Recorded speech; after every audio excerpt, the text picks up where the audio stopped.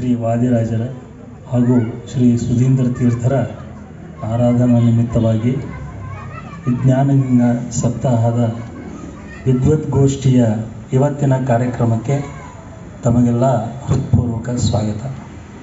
ಈಗ ವಿದ್ವದ್ಗೋಷ್ಠಿಯ ಅಧ್ಯಕ್ಷತೆಯನ್ನು ವಹಿಸಿ ಪಂಡಿತ್ ಪೂಜ್ಯ ಶ್ರೀ ಪವಮಾನಾಚಾರ್ಯ ಕಲ್ಲಾಪುರ್ ಅವರು ತಮ್ಮ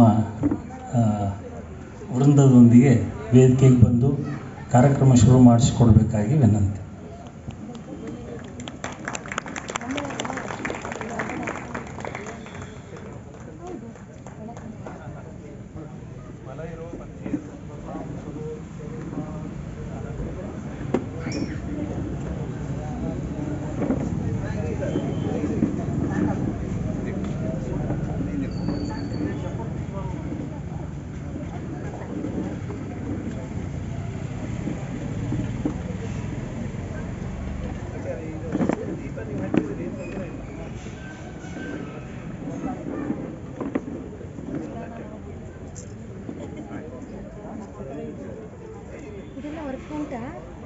ಏನು ಚಾನಲ್ ಹೆಸರು?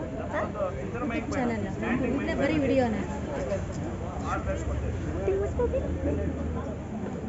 ಆಪಾದಮೌಲಿಪರ್ಯಂತಂ ಗುರುಣಾಂ ಆಕೃತಿಂ ಸ್ಮರೇತ್ ತೇನ ವಿಘ್ನಾಃ ಪ್ರಣಶ್ಯಂತಿ ಸಿದ್ಧ್ಯಂತಿ ಚ ಮನೋರಥಾಃ. ನೈವೇದ್ಯಗವಿಷಂ ರಾಮೇ ವೀಕ್ಷತದ್ಭುಕ್ತಿಭಾಗ್ ಗುರುಃ ಯೋದರ್ಶಯದ್ ರಾತ್ರೌ ಸತ್ಯಬೋಧೋಸ್ತು ಮೇ ಮುದೆ. ಕುಶಾಗ್ರಮತಯೇ ಭಾನುದ್ಯುತಯೇ ವಾದಿಭೀತಯೇ ಆರಾಧಿತ ಶ್ರೀಪತಯೇ ಸುಧೀಂದ್ರಯತಯೇ ನಮಃ.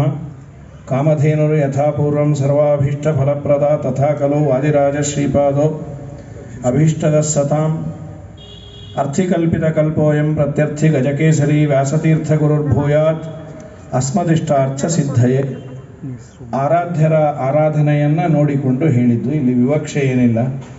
ಹಾಗಾಗಿ ಸತ್ಯಬೋಧ ತೀರ್ಥ ಶ್ರೀಪಾದಂಗಳವರ ಆರಾಧನೆ ಇವತ್ತು ಉತ್ತರಾರಾಧನೆ, ಸುಧೀಂದ್ರ ತೀರ್ಥ ಶ್ರೀಪಾದಂಗಳವರ ಮಧ್ಯಾರಾಧನೆ, ವಾದಿರಾಜ ಶ್ರೀಮಚ್ಚರಣರ ಪೂರ್ವಾರಾಧನೆ, ನಾಡದ್ದು ವ್ಯಾಸರಾಜರ ಆರಾಧನೆ. ಆ ವಿವಕ್ಷೆಯಿಂದ ಹೇಳಿದ್ದು. ಎಲ್ಲ ಭಗವದ್ಭಕ್ತರಲ್ಲಿ ಒಂದು ಕ್ಷಮೆಯನ್ನು ಯಾಚಿಸಿ 6:30ಗೆ ಪ್ರಾರಂಭ ಆಗಬೇಕಾಗಿತ್ತು. ಅದೇ ಏನು ತೊಂದರೆ, ನೀವು ಬೇರೆ ಅಲ್ಲ, ನಾವು ಬೇರೆ ಅಲ್ಲ. ಅಸಗೋಡು ಜಯಸಿಂಹ ಅಂತ ಈಗ ಬರ್ತಾರವರು ಮಾಧ್ವರು, ಬ್ರಾಹ್ಮಣರ ಹಿತವನ್ನು ಮಾಡುವಂತಹ ಒಂದು ವಿಶೇಷವಾದ ಜವಾಬ್ದಾರಿಯನ್ನು ಕಾಂಗ್ರೆಸ್ ಸರ್ಕಾರ ಅವರಿಗೆ ಕೊಟ್ಟಿದೆ. ಅವರಿಗೆ ಒಂದು ಸನ್ಮಾನವನ್ನು ಮಾಡಿ ಆದ ಮೇಲೆ ಕಾರ್ಯಕ್ರಮ ಮುಂದುವರಿಸಬೇಕು ಅಂತ, ಅಥವಾ ಶುರು ಮಾಡುವ ಮಧ್ಯದಲ್ಲಿ ವಿಚ್ಛೇದ ಆಗೋದು ಬೇಡ ಅಂತ ಇತ್ತು. ಅವರು ಬರ್ತಾ ಇದ್ದಾರೆ, ಸ್ವಲ್ಪ ತಡ ಆಯಿತು, ಮತ್ತು ಕಾಯೋದು ಬೇಡ ಅಂತ ಕಾದದ್ದಕ್ಕೆ ಕಾರಣ ಇದು. ಯಾಕೆಂದರೆ ಎಲ್ಲ ನಾವಿದ್ವಿ, ಯಾಕಿನ್ನೂ ಶುರು ಆಗಿಲ್ಲ ಅಂತ ಕ್ಯೂರಿಯಾಸಿಟಿ ಇರುತ್ತೆ. ಅದಕ್ಕೆ ಅನೇಕ ಕಲ್ಪನೆಗಳು ಬೇಡ, ವಸ್ತುಸ್ಥಿತಿಯನ್ನು ಹೇಳಿಬಿಟ್ರೆ ಒಳ್ಳೆಯದು ಅಂತ. ಈಗ ವಿಷಯ ಏನು ಅಂದರೆ ಜ್ಞಾನ ಹಾಗೂ ಅನುಭವ. ಮನುಷ್ಯನಿಗೆ ಜ್ಞಾನದಿಂದ ಅನುಭವವೋ ಅನುಭವದಿಂದ ಜ್ಞಾನವೋ ಅಂತ ಅದರ ಬಗ್ಗೆ ವಿವರಣೆಯನ್ನು ಕೊಡ್ತಾರೆ. ಯಾಕೆಂದರೆ ಶಾಸ್ತ್ರದೃಷ್ಟಿಯಲ್ಲಿ ಜ್ಞಾನ ಅನುಭವ ಅಂದರೆ ಎರಡೂ ಅದು ಸಿನೋನಿಮ್ಸ್, ಅದು ಪರ್ಯಾಯವಾಚಕಗಳು. ಜ್ಞಾನದಿಂದ ಜ್ಞಾನ, ಜ್ಞಾನದಿಂದ ಜ್ಞಾನ ಅಂತ. ಇಲ್ಲಿ ಅನುಭವ ಅಂದರೆ ಆ ವಿವಕ್ಷೆಯನ್ನು ಮಾಡೋದು ಬೇಡ ಅಂತ ವಿದ್ವಾಂಸರು ಅಂದುಕೊಂಡಿದ್ದೇವೆ. ಅನುಭವ ಅಂದರೆ ನಾವು ನೀವು ಅಂತೇವಲ್ಲ, ಇಷ್ಟು ದಿನ ನಾ ಏನೋ ಅಂದ್ಕೊಂಡಿದ್ದೆ, ಈಗ ನನಗೆ ಗೊತ್ತಾಯ್ತು, ಅನುಭವಕ್ಕೆ ಬಂತು, ಅವರೆಷ್ಟು ಕೆಟ್ಟವರು, ಇವರೆಷ್ಟು ಒಳ್ಳೆಯವರು ಅಂತ. ಹಾಗೆ ಅದನ್ನು ಇಲ್ಲಿ ವಿವಕ್ಷೆಯನ್ನು ಮಾಡಿ ಮಾತನ್ನು ಆಡ್ತಾ ಇದ್ದೇವೆ. 4 ಜನ ಒಳ್ಳೆ ವಿದ್ವಾಂಸರು, ತರುಣರು ಇಲ್ಲಿ ಸನ್ನಿಹಿತರಾಗಿದ್ದಾರೆ. ಅವರ ಪರಿಚಯವನ್ನು ನಾನು ಹೆಸರನ್ನು ಮಾತ್ರ ಹೇಳ್ತೇನೆ. ಅವರ ಪರಿಚಯ ಅವರು ಮಾತಾಡಬೇಕಾದ್ರೆ ನಿಮಗೆ ಗೊತ್ತಾಗತ್ತೆ. ಪ್ರಥಮತಃ ಇಬ್ಬರು ಫೆಮಿಲಿಯರ್ 2 ವರ್ಷದಿಂದ ಬಂದಿದ್ದಾರೆ. ನಮ್ಮ ಲಕ್ಷ್ಮೀಕಾಂತಾಚಾರ್ಯರು ಅವರು ಹೋದ ವರ್ಷವೂ ಬಂದಿದ್ದರು ಈ ಕಾರ್ಯಕ್ರಮಕ್ಕೆ. ಅವರಿಗೆ ವಿಶೇಷವಾಗಿ ನಮ್ಮ ಸಂಘದ ಪರವಾಗಿ ನಮಿಸಿ ಈ ಕಾರ್ಯಕ್ರಮಕ್ಕೆ ಅವರನ್ನು ಆಹ್ವಾನಿಸ್ತೇನೆ. ಅವರು ಬೆಂಗಳೂರಿನಲ್ಲೇ ಪೂರ್ಣಪ್ರಜ್ಞ ವಿದ್ಯಾಪೀಠದಲ್ಲಿ ಅಧ್ಯಾಪಕರಾಗಿ ನೆಚ್ಚಿನ ಅಧ್ಯಾಪಕರು ವಿದ್ಯಾರ್ಥಿಗಳಿಗೆ ಚೆನ್ನಾಗಿ ತಿಳಿಯುವಂತೆ ಪಾಠವನ್ನು ತಿಳಿಯಾಗಿ ಹೇಳಿ ಎಲ್ಲರ ಮೆಚ್ಚುಗೆಗೆ ಪಾತ್ರರಾಗಿದ್ದಾರೆ. ಅವರ ಜೊತೆಯಲ್ಲಿ ಮತ್ತೊಬ್ಬ ವಿದ್ವಾಂಸರು ಪೂರ್ಣಪ್ರಜ್ಞ ವಿದ್ಯಾಪೀಠದಲ್ಲಿ ವಿಶೇಷವಾಗಿ ಪೇಜಾವರ ಸ್ವಾಮಿಗಳಲ್ಲಿ, ಇವರೆಲ್ಲ ಪೇಜಾವರ ಸ್ವಾಮಿಗಳಲ್ಲಿ ಅಧ್ಯಯನ ಮಾಡಿ ಮಂಗಲವನ್ನು ಮಾಡಿದವರು. ಅಚ್ಚುಮೆಚ್ಚಿನ ನೆಚ್ಚಿನ ಶಿಷ್ಯರು ಸತ್ಯಮೂರ್ತಿ ಆಚಾರ್ಯರು ಅಂತ. ನೀವೆಲ್ಲ ಪ್ರಾಯ ಅವರನ್ನು ಯೂಟ್ಯೂಬಲ್ಲಿ ನೋಡಿರ್ತೀರಿ. ಗಂಗಾ ಪ್ರವಾಹದಂತೆ ನಿರರ್ಗಳವಾಗಿ ಮಾತನ್ನು ಆಡುವವರು. ಇವತ್ತು ಅದೇ ಭಯ ಇದೆ, ಆಗಾಗ ನಿಲ್ಲಿಸಬೇಕಲ್ಲ ಹೇಗೆ ಅಂತ. ಈಗ ಪ್ರಕೃತ ಹುಬ್ಬಳ್ಳಿಯಲ್ಲಿ ಅವರು ವಿಶೇಷವಾಗಿ ಪಾಠ ಪ್ರವಚನವನ್ನು ಮಾಡ್ತಾ ಗುರುಗಳು ಕೊಟ್ಟ ಎಲ್ಲ ಜವಾಬ್ದಾರಿಯನ್ನು ಅಚ್ಚುಕಟ್ಟಾಗಿ ನಿರ್ವಹಣೆಯನ್ನು ಮಾಡ್ತಾ ಹುಬ್ಬಳ್ಳಿಯಲ್ಲಿ ಪ್ರಧಾನವಾಗಿ ಇರ್ತಾರೆ. ಎಲ್ಲ ಕಡೆಯಲ್ಲೂ ಆ ಬಳ್ಳಿ, ಅವರ ಕೀರ್ತಿಯ ಬಳ್ಳಿ ಎಲ್ಲರೂ ಹುಬ್ಬೇರಿಸುವಂತೆ ಹರಡಿದ್ದರಿಂದ ಹುಬ್ಬಳ್ಳಿ. ಹಾಗಾಗಿ ಸತ್ಯಮೂರ್ತಿ ಆಚಾರ್ಯರಿಗೆ ನಮಿಸಿ ಅವರನ್ನು ಸ್ವಾಗತಿಸ್ತೇನೆ. ಮತ್ತೊಬ್ಬ ವಿದ್ವಾಂಸರು ವಾಯಿ ಪ್ರಭಂಜನಾಚಾರ್ಯರು ಅಂತ ಪೂರ್ಣಪ್ರಜ್ಞ ವಿದ್ಯಾಪೀಠದ ವಿದ್ವಾಂಸರು. ವಿಶೇಷವಾಗಿ ಶ್ರೀಮನ್ ನ್ಯಾಯಸುಧಾದಿ ಗ್ರಂಥಗಳನ್ನು ತಯಾರು ಮಾಡುವಂತಹ ಎಲ್ಲ ವಿದ್ಯಾರ್ಥಿಗಳನ್ನು ಪಂಡಿತರನ್ನಾಗಿ ನಿರ್ಮಾಣ ಮಾಡುವ ದೊಡ್ಡ ಜವಾಬ್ದಾರಿ ಅವರದು. ಅದಲ್ಲದೆ ಪೂರ್ಣಪ್ರಜ್ಞ ವಿದ್ಯಾಪೀಠದಲ್ಲಿ ಅದ್ಭುತವಾಗಿ ಪಾಠವನ್ನು ಹೇಳಿಕೊಂಡು ತುಂಬ ಒಳ್ಳೆಯ ಸಾತ್ವಿಕರ, ಎಲ್ಲರೂ ಸಾತ್ವಿಕರೇ ಅದರಲ್ಲಿ, ಅವರಿಗೆ ಸ್ವಾಗತವನ್ನು ಹೇಳ್ತಾ ಮತ್ತೊಬ್ಬ ವಿದ್ವಾಂಸರು ಯಾದಗಿರಿಯಲ್ಲಿ ಇರ್ತಾರೆ. ಮುಂಬೈನ ಸತ್ಯಧ್ಯಾನ ವಿದ್ಯಾಪೀಠದಲ್ಲಿ ವಿಶೇಷವಾಗಿ ಅಧ್ಯಯನವನ್ನು ಮಾಡಿ ಪಂಡಿತ ಪೂಜ್ಯ ವಿದ್ಯಾಸಿಂಹಾಚಾರ್ಯರ ಬಳಿಯಲ್ಲಿ ಅವರು ಸುಧಾದಿ ಗ್ರಂಥಗಳನ್ನು ಅಧ್ಯಯನ ಮಾಡಿ ಮಂಗಲವನ್ನು ಮಾಡಿದ್ದಾರೆ. ಇಬ್ಬರು ಅಣ್ಣ ತಮ್ಮಂದರು ನಮಗೆ ತಕ್ಷಣ ಬರೋದು ಪವನಾಚಾರ್ಯರು ಹಾಗೂ ನರಸಿಂಹಾಚಾರ್ಯರು. ಪವನಾಚಾರ್ಯರು ಚೆನ್ನೈಯಲ್ಲೇ ಇರ್ತಾರೆ. ಇವರು ಗುರುಗಳ ಆಜ್ಞೆಯನ್ನು ಪರಿಪಾಲನೆ ಮಾಡ್ತಾ ಯಾದಗಿರಿಯಲ್ಲೇ ಪಾಠ ಪ್ರವಚನವನ್ನು ಮಾಡಿಕೊಂಡು, ನರಸಿಂಹಾಚಾರ್ಯರು ಅಂತ ಬಹಳ ಸಾತ್ವಿಕರು, ಬಹಳ ಯೋಗ್ಯರು. ಅಲ್ಲಿಯ ಎಲ್ಲ ಜನರನ್ನು, ಇವತ್ತು ಹಳ್ಳಿಯಲ್ಲಿ ಇದ್ದಾರೆ ಅಂದರೆ ಅವರು ಸಾತ್ವಿಕರಾಗಿದ್ದರೆ ಮಾತ್ರ ಸಾಧ್ಯ ಇದೆ. ಎಲ್ಲ ಜನರಿಗೆ ಪಾಠ ಪ್ರವಚನವನ್ನು, ಅವರಲ್ಲಿದ್ದ ಸಂಸ್ಕಾರವನ್ನು ಚೆನ್ನಾಗಿ ಉದ್ಬೋಧನೆ ಮಾಡುವಂತಹ ಕೆಲಸವನ್ನು ಮಾಡ್ತಿದ್ದಾರೆ. ಅವರಿಗೂ ಸ್ವಾಗತವನ್ನು ಕೋರ್ತಾ, ವಿಶೇಷವಾಗಿ ಈ ಒಂದು ಕಾರ್ಯಕ್ರಮ ಪ್ರಾರಂಭ ಆಗುವ ಆ ಕ್ಷಣದಲ್ಲಿ ನಮ್ಮ ಅಸಗೋಡು ಜಯಸಿಂಹ ಅವರು ಬಂದಿದ್ದಾರೆ. ಅವರಿಗೆ ವಿಶೇಷವಾಗಿ ಸಮಿತಿಯಿಂದ ಸ್ವಾಗತವನ್ನು ಕೋರಿ, ಅವ್ರು ಬರೋ ಮುಂಚೆ ಕೆಲವು ಮಾತುಗಳನ್ನು ಹೇಳಿದ್ದೆ. ತುಂಬ ಸಾತ್ವಿಕರು, ಸಜ್ಜನರು.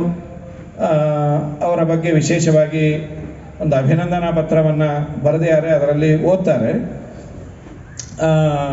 ಅಸಗೋಡು ಅಂಥೇಳಿ ದಾವಣಗೆರೆ ಹತ್ತಿರ ಬರುವಂತಹ ಊರು.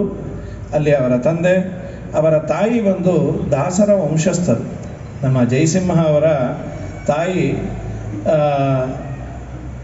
ದೇವರಾಯನ ದುರ್ಗದಲ್ಲಿ ಕೊಪ್ಪಲು, ಈಗ ಒಂದು ಮಠವೂ ಆಗಿದೆ, ಒಂದೆರಡು ಸ್ಥಳ ಇದೆ. ಈಗೊಂದು 10-15 ವರ್ಷದ ಕೆಳಗೆ ದೇವರಾಯನ ದುರ್ಗಕ್ಕೆ ಯಾರಾದರೂ ಭಕ್ತರು ಹೋದರೆ ಒಂದು ತುತ್ತು ಅನ್ನ, ಸ್ವಲ್ಪ ನೀರು ಏನಾದರೂ ಸಿಗತ್ತೆ ಅಂತಾದರೆ ಅದು ಜಯಸಿಂಹ ಅವರ ಕೊಪ್ಪಲಿನಲ್ಲಿ, ಅಂದರೆ ಅವರ ತಾಯಿಯ ಮನೆ ಕಡೆಯ ಕೊಪ್ಪಲಿನಲ್ಲಿ ಆ ವ್ಯವಸ್ಥೆ ಈಗೂ ನಡ್ಕೊಂಡು ಬಂದಿದೆ. ಒಳ್ಳೆ ಯೋಗ್ಯ ವಂಶದಲ್ಲಿ ಬಂದು ತುಂಬ ಸಜ್ಜನರಿಗೆ ಉಪಕಾರ ಮಾಡುವಂತಹ ಸ್ವಭಾವ. ಇತ್ತೀಚೆಗಷ್ಟೇ ಅವರ ಮಾತೃವಿಯೋಗ ಆಯಿತು. ಅವರ ಮನೆಯಲ್ಲಿ ನಾನು ಕೇಳಲ್ಪಟ್ಟದ್ದು, ಅವರ ತಾಯಿ ಇವರು ಈ ಪೋಸ್ಟಿಗೆ ಬಂದ ಮೇಲೆ ಸುಖವಾಗಿ ಇನ್ನೊಂದು ಊರಿಗೆ ಹೋಗಿ ಬರುವಂತೆ ಹೊರಟಿದ್ದಾರೆ. ಇವ್ರಿಗೆ ಇನ್ನೊಂದು ಆಶೀರ್ವಾದ ಮಾಡ್ಯಾರ, ನೀನು ಇಷ್ಟೇ ಅಲ್ಲ ಇನ್ನೂ ತುಂಬ ದೊಡ್ಡ ಮಟ್ಟಕ್ಕೆ ಬೆಳೀಬೇಕು ಅಂತ.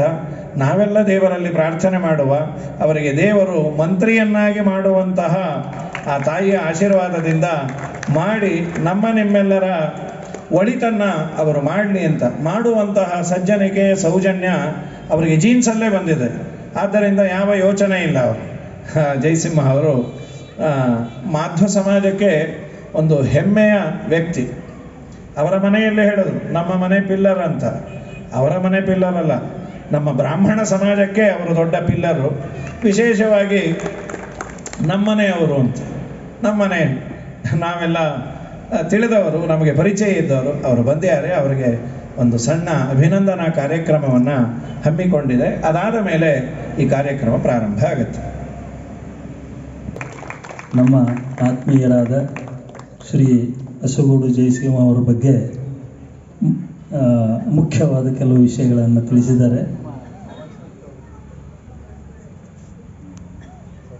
ಮಾರ್ಚ್ 2024 ಅವರಿಗೆ ನಮ್ಮ ಘನ ಸರ್ಕಾರ ಅಖಿಲ ಕರ್ನಾಟಕ ಬ್ರಾಹ್ಮಣ ಅಭಿವೃದ್ಧಿ ಮಂಡಳಿಯ ಅಧ್ಯಕ್ಷರನ್ನಾಗಿ ನಿಯುಕ್ತಿಗೊಳಿಸಿದೆ.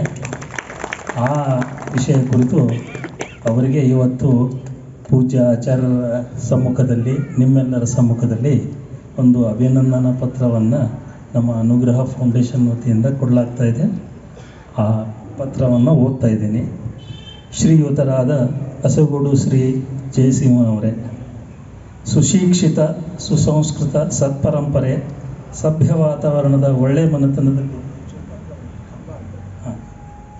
ಜನಿಸಿದ ತಾವು ಬಾಲ್ಯದಿಂದಲೂ ನಮ್ಮ ಸನಾತನ ಧರ್ಮದ ಬಗ್ಗೆ ಗೌರವ, ಶಾಸ್ತ್ರ ಪುರಾಣ ಆಚರಣೆಗಳಲ್ಲಿ ಅಭಿರುಚಿ, ಎಲ್ಲಕ್ಕೂ ಮಿಗಿಲಾಗಿ ಸಾಮಾಜಿಕ ಕಳಕಳಿ, ಪರೋಪಕಾರ ಪ್ರವೃತ್ತಿ, ಕರ್ತವ್ಯ ನಿಷ್ಠೆ ಮೈಗೂಡಿಸಿಕೊಂಡು ಬೆಳೆದವರು. ರಾಷ್ಟ್ರೀಯ ಪಕ್ಷವಾದ ಕಾಂಗ್ರೆಸ್ನ ನಿಷ್ಠಾವಂತ ಧುರೀಣರಾಗಿ ಪಕ್ಷದ ಸಾಕಷ್ಟು ಜವಾಬ್ದಾರಿಗಳನ್ನು ನಿಭಾಯಿಸುತ್ತಾ ಇವತ್ತಿಗೂ ಕರ್ನಾಟಕ ಪ್ರದೇಶ ಕಾಂಗ್ರೆಸ್ನ ಪ್ರಧಾನ ಕಾರ್ಯದರ್ಶಿಗಳಾಗಿದ್ದುದು ತಮ್ಮ ಜನಪ್ರಿಯತೆಗೆ ಸಾಕ್ಷಿ.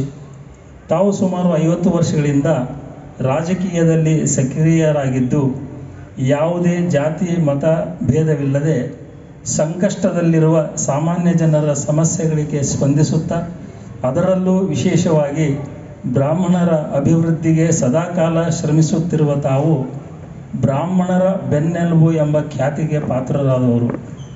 ಸ್ವಂತ ಹಣದಿಂದ ಸುಮಾರು ಜನ ವಿದ್ಯಾರ್ಥಿಗಳಿಗೆ ವಿದ್ಯಾಭ್ಯಾಸಕ್ಕೆ, ಊಟ ವಸತಿಗಳಿಗೆ ಅನುಕೂಲ ಮಾಡಿಕೊಟ್ಟು, ಸರ್ಕಾರಿ ಹಾಗೂ ಸರ್ಕಾರೇತರ ನೌಕರಿ ಕೊಡಿಸಿ ಇವತ್ತು ಸಾಕಷ್ಟು ಕುಟುಂಬಗಳಿಗೆ ಸಂತೋಷವಾಗಿರಲು ಅಪರೋಕ್ಷವಾಗಿ ಕಾರಣೀಭೂತರಾಗಿದ್ದೀರಿ.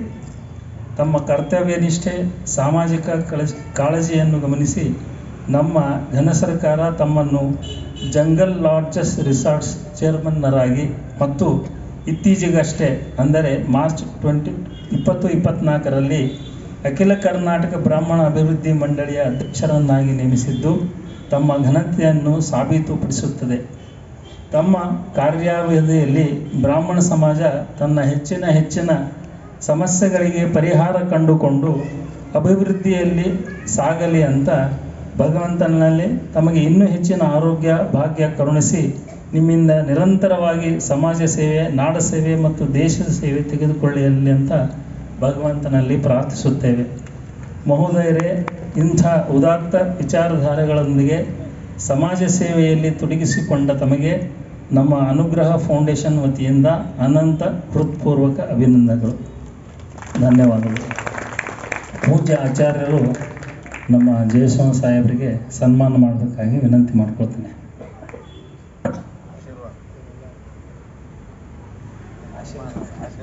ಆಶೀರ್ವಾದ.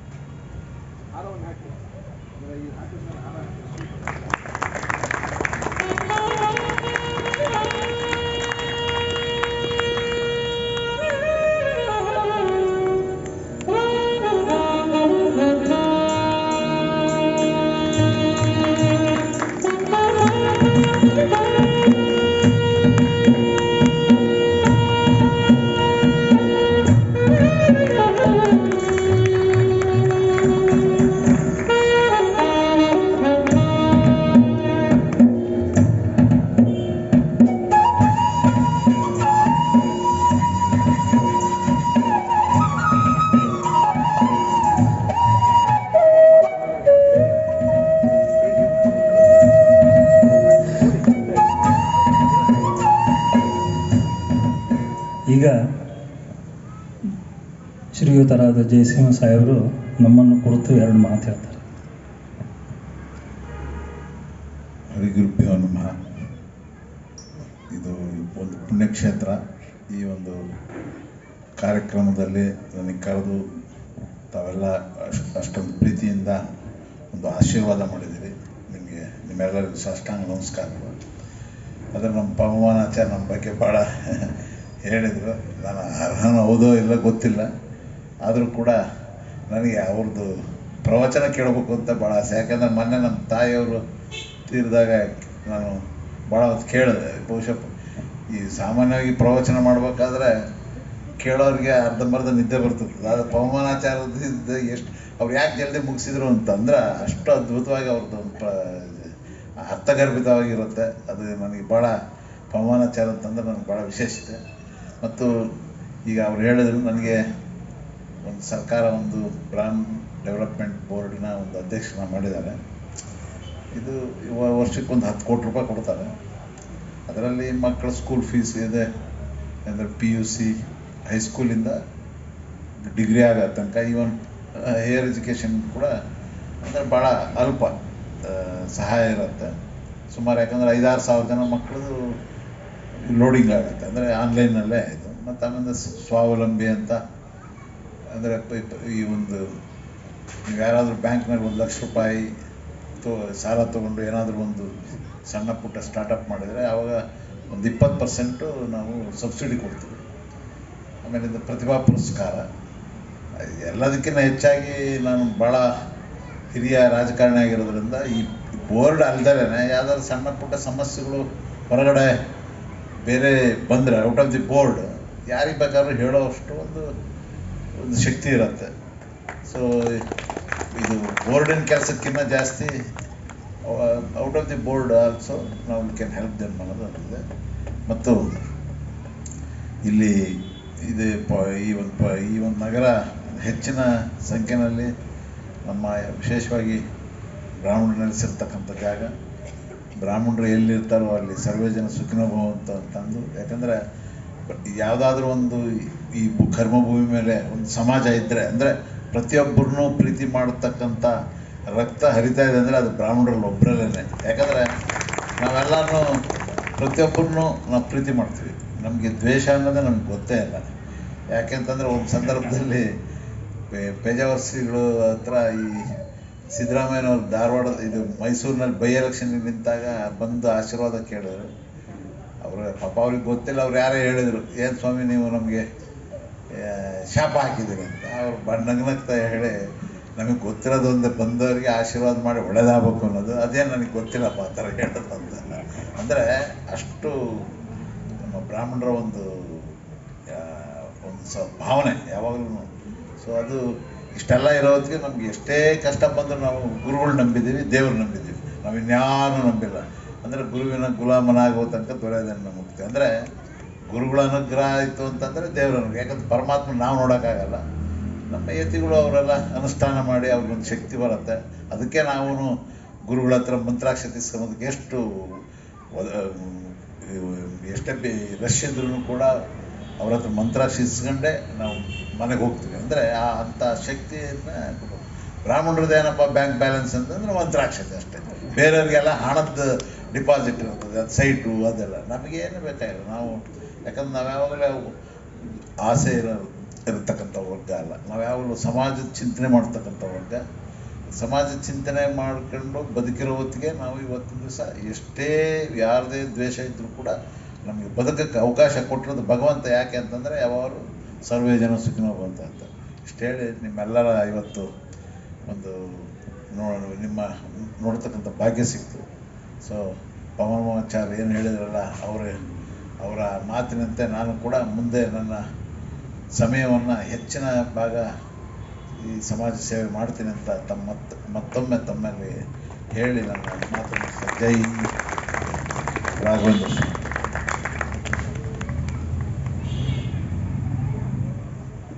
ಜಯಸಿಂಹ ಅವರಿಗೆ ಅಭಿನಂದನೆಗಳನ್ನು ಸಲ್ಲಿಸಿ, ವಿಶೇಷ ಅಂದರೆ ಜಯಸಿಂಹ ಅವರಿಗೆ ಇನ್ನೊಂದು ಇನ್ಸಿಡೆಂಟನ್ನು ಹೇಳಬೇಕು. ಇಲ್ಲಿ 2 ವರ್ಷನೋ ಅಥವಾ 2 ವರ್ಷ ಆಗಿರ್ಬೋದು. 2 ವರ್ಷದ ಕೆಳಗೆ ಸಿದ್ದರಾಮಯ್ಯನವರು ಅಪೋಸಿಷನ್ ಪಾರ್ಟಿ ಲೀಡರ್ ಆಗಿದ್ದರು. ನಮ್ಮ ಈ ಮಠದ ಅಧ್ಯಕ್ಷರು ನಾಗೇಂದ್ರ ಅವರು ದಿನಕ್ಕೊಬ್ಬ ಅತಿಥಿಗಳನ್ನು ಇಲ್ಲಿ ಕರೆಸಿದ್ರು. ಅವತ್ತು ಒಂದು ಸಂಗೀತ ಅದನ್ನು ವಿವರಣೆ ಮಾಡೋದು ಅಂತ. ಅವತ್ತು ಸಿದ್ದರಾಮಯ್ಯನವರು ಬಂದಿದ್ದರು. ಅವರನ್ನು ಇಂಟ್ರೊಡ್ಯೂಸ್ ಮಾಡಲಿಕ್ಕೆ ಮತ್ತೊಬ್ಬರು ಪತ್ರಕರ್ತರು ಅವರು ವಿಶ್ವೇಶ್ವರ ಭಟ್ ಬಂದಿದ್ದರು, ಇನ್ನೊಬ್ಬರು ಅವರ ಜೊತೆಯಲ್ಲಿ. ಅವ್ರು ಹೇಳಿದ್ರು, ನಮಗೆ ನಿಮ್ಮನ್ನು ಮಾಜಿ ಅನ್ನಲಿಕ್ಕೆ ಇಷ್ಟ ಆಗಲ್ಲ ಸ್ವಾಮಿ, ನನಗೆ ಇಂಟ್ರೊಡ್ಯೂಸ್ ಮಾಡು ಅಂತ ಹೇಳಿದರು. ಅವ್ರ ಬಗ್ಗೆ ಒಂದೆರಡು ಮಾತಾಡಿ ಸಿದ್ದರಾಮಯ್ಯನವರ ಬಗ್ಗೆ ಅಂತ. ನಾನಾಗ ಅವ್ರು ಬಂದ ಕೂಡಲೇ ಸಿದ್ದರಾಮಯ್ಯನವ್ರಿಗೆ ಹೇಳಿದ್ದೆ, ರಾಮನನ್ನು ಪೂಜಿಸಿ ವಿಶೇಷವಾಗಿ ಜಗತ್ತಿನಲ್ಲಿ ಖ್ಯಾತಿಯನ್ನು ಪಡೆದ ರಾಘವೇಂದ್ರರನ್ನು ನೋಡಲಿಕ್ಕೆ ಸದಾ ಸಿದ್ಧರಾಗೆ ಸಿದ್ದರಾಮ ಇಲ್ಲಿ ಬಂದಿದ್ದಾರೆ ಅಂತ ಅವರಂದಿದ್ರು. ಸ್ವಾಮಿ, ನೀವೇ ನಮಗೆ ಮುಖ್ಯಮಂತ್ರಿ ಆಗಬೇಕು ಅಂತ. ಅದನ್ನು ಯಾಕಂತ ಏನಿ, ಇಲ್ಲಿ ಬಂದ ಮೇಲೆ ಅವರು ಮುಖ್ಯಮಂತ್ರಿ ಆದರು, ನೀವು ನಮಗೆ ಮುಖ್ಯವಾದ ಮಂತ್ರಿ ಆಗ್ರಿ ಅಂತ ರಾಯರಲ್ಲಿ ಪ್ರಾರ್ಥನೆ ಮಾಡ್ತೇವೆ. ಆವತ್ತು ಬಂದಾಗ ಸಹಜವಾಗಿ ಆ ಪ್ರಕ್ರಿಯೆ ನಡೆದಿತ್ತು. ಇವತ್ತು ಬಂದಿದ್ದೀವಿ, ತುಂಬ ಧನ್ಯವಾದಗಳು. ಸೌಜನ್ಯಶೀಲರು. ಎಲ್ಲಕ್ಕಿಂತ ಹೆಚ್ಚು ಅವ್ರು ಹೇಳಿದಂತೆ ದೇಣಿಗೆ ಬರುವುದು, ದೇಣಿಗೆ ಬರದೇ ಇರೋದು ಅದು ಆಮೇಲಿಂದು.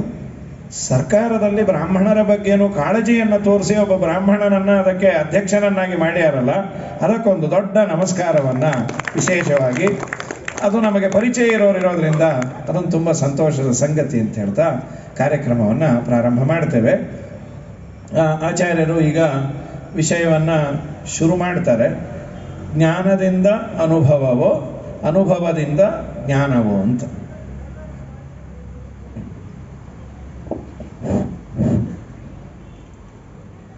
ಆಚಾರ್ಯ ಪವನೋಸ್ಮಾಕಂ ಆಚಾರ್ಯಾಣಿ ಚ ಭಾರತಿ ದೇವೋ ನಾರಾಯಣ ಶ್ರೀಶಃ ದೇವಿ ಮಂಗಲದೇವತಾ ಪ್ರಥಮೋ ಹನುಮಾನ್ ನಾಮ ದ್ವಿತೀಯೋ ಭೀಮ ಏವ ಚ ಪೂರ್ಣಪ್ರಜ್ಞಸ್ತೃತೀಯಸ್ತು ಭಗವತ್ಕಾರ್ಯಸಾಧಕಃ ತಪಸ್ವಾಧ್ಯಾಯ ಶುಶ್ರೂಷಾ ಕೃಷ್ಣಪೂಜಾರತಂ ಮುನಿಂ ವಿಶ್ವೇಶಮಿಷ್ಟದಂ ವಂದೇ ಪರಿವ್ರಾಟ್ ಚಕ್ರವರ್ತಿನಂ.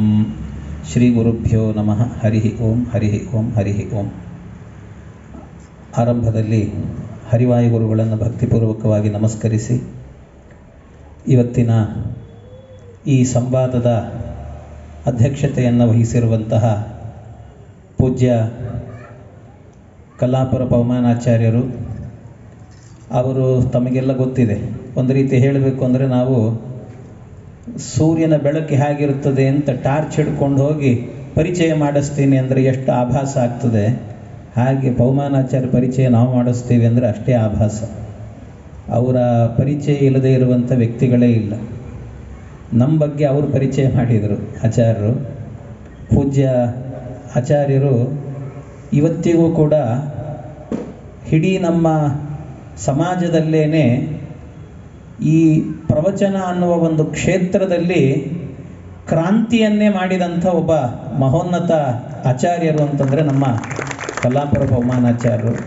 ಎಲ್ಲೇ ಆದರೂ ಕೂಡ ಒಂದು ದೊಡ್ಡ ಸಭೆ ನಡೆಯುತ್ತೆ ಅಂದರೆ ಅದು ಯಾವ ಮಠದ ಯತಿಗಳಾಗಿರಬಹುದು, ಅದರಲ್ಲಿ ಒಂದು ಪ್ರವಚನ ಪೂಜ್ಯ ಆಚಾರ್ಯರದಿತ್ತು ಅಂತಾದರೆ ಆ ಇಡೀ ವಾತಾವರಣವೇ ಒಂದು ರೀತಿ ಬದಲಾವಣೆ ಆಗಿ ಹೋಗಿಬಿಡುತ್ತದೆ. ಅಂದರೆ ಒಂದು ಹುಮ್ಮಸ್ಸು ಬಂದ್ಬಿಡುತ್ತೆ.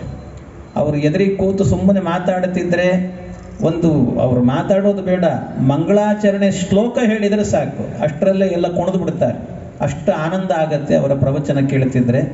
ಆಗಲೇ ನಮ್ಮ ಅಸಗೋಡು ಜಯಸಿಂಹ ಅವರು ಹೇಳಿದರು, ನನ್ನ ಪರಿಚಯ ಅವರಿಗಿಲ್ಲ, ಆದರೆ ನಮಗೆ ಅವ್ರ ಪರಿಚಯ ಬಹಳ ಇದೆ.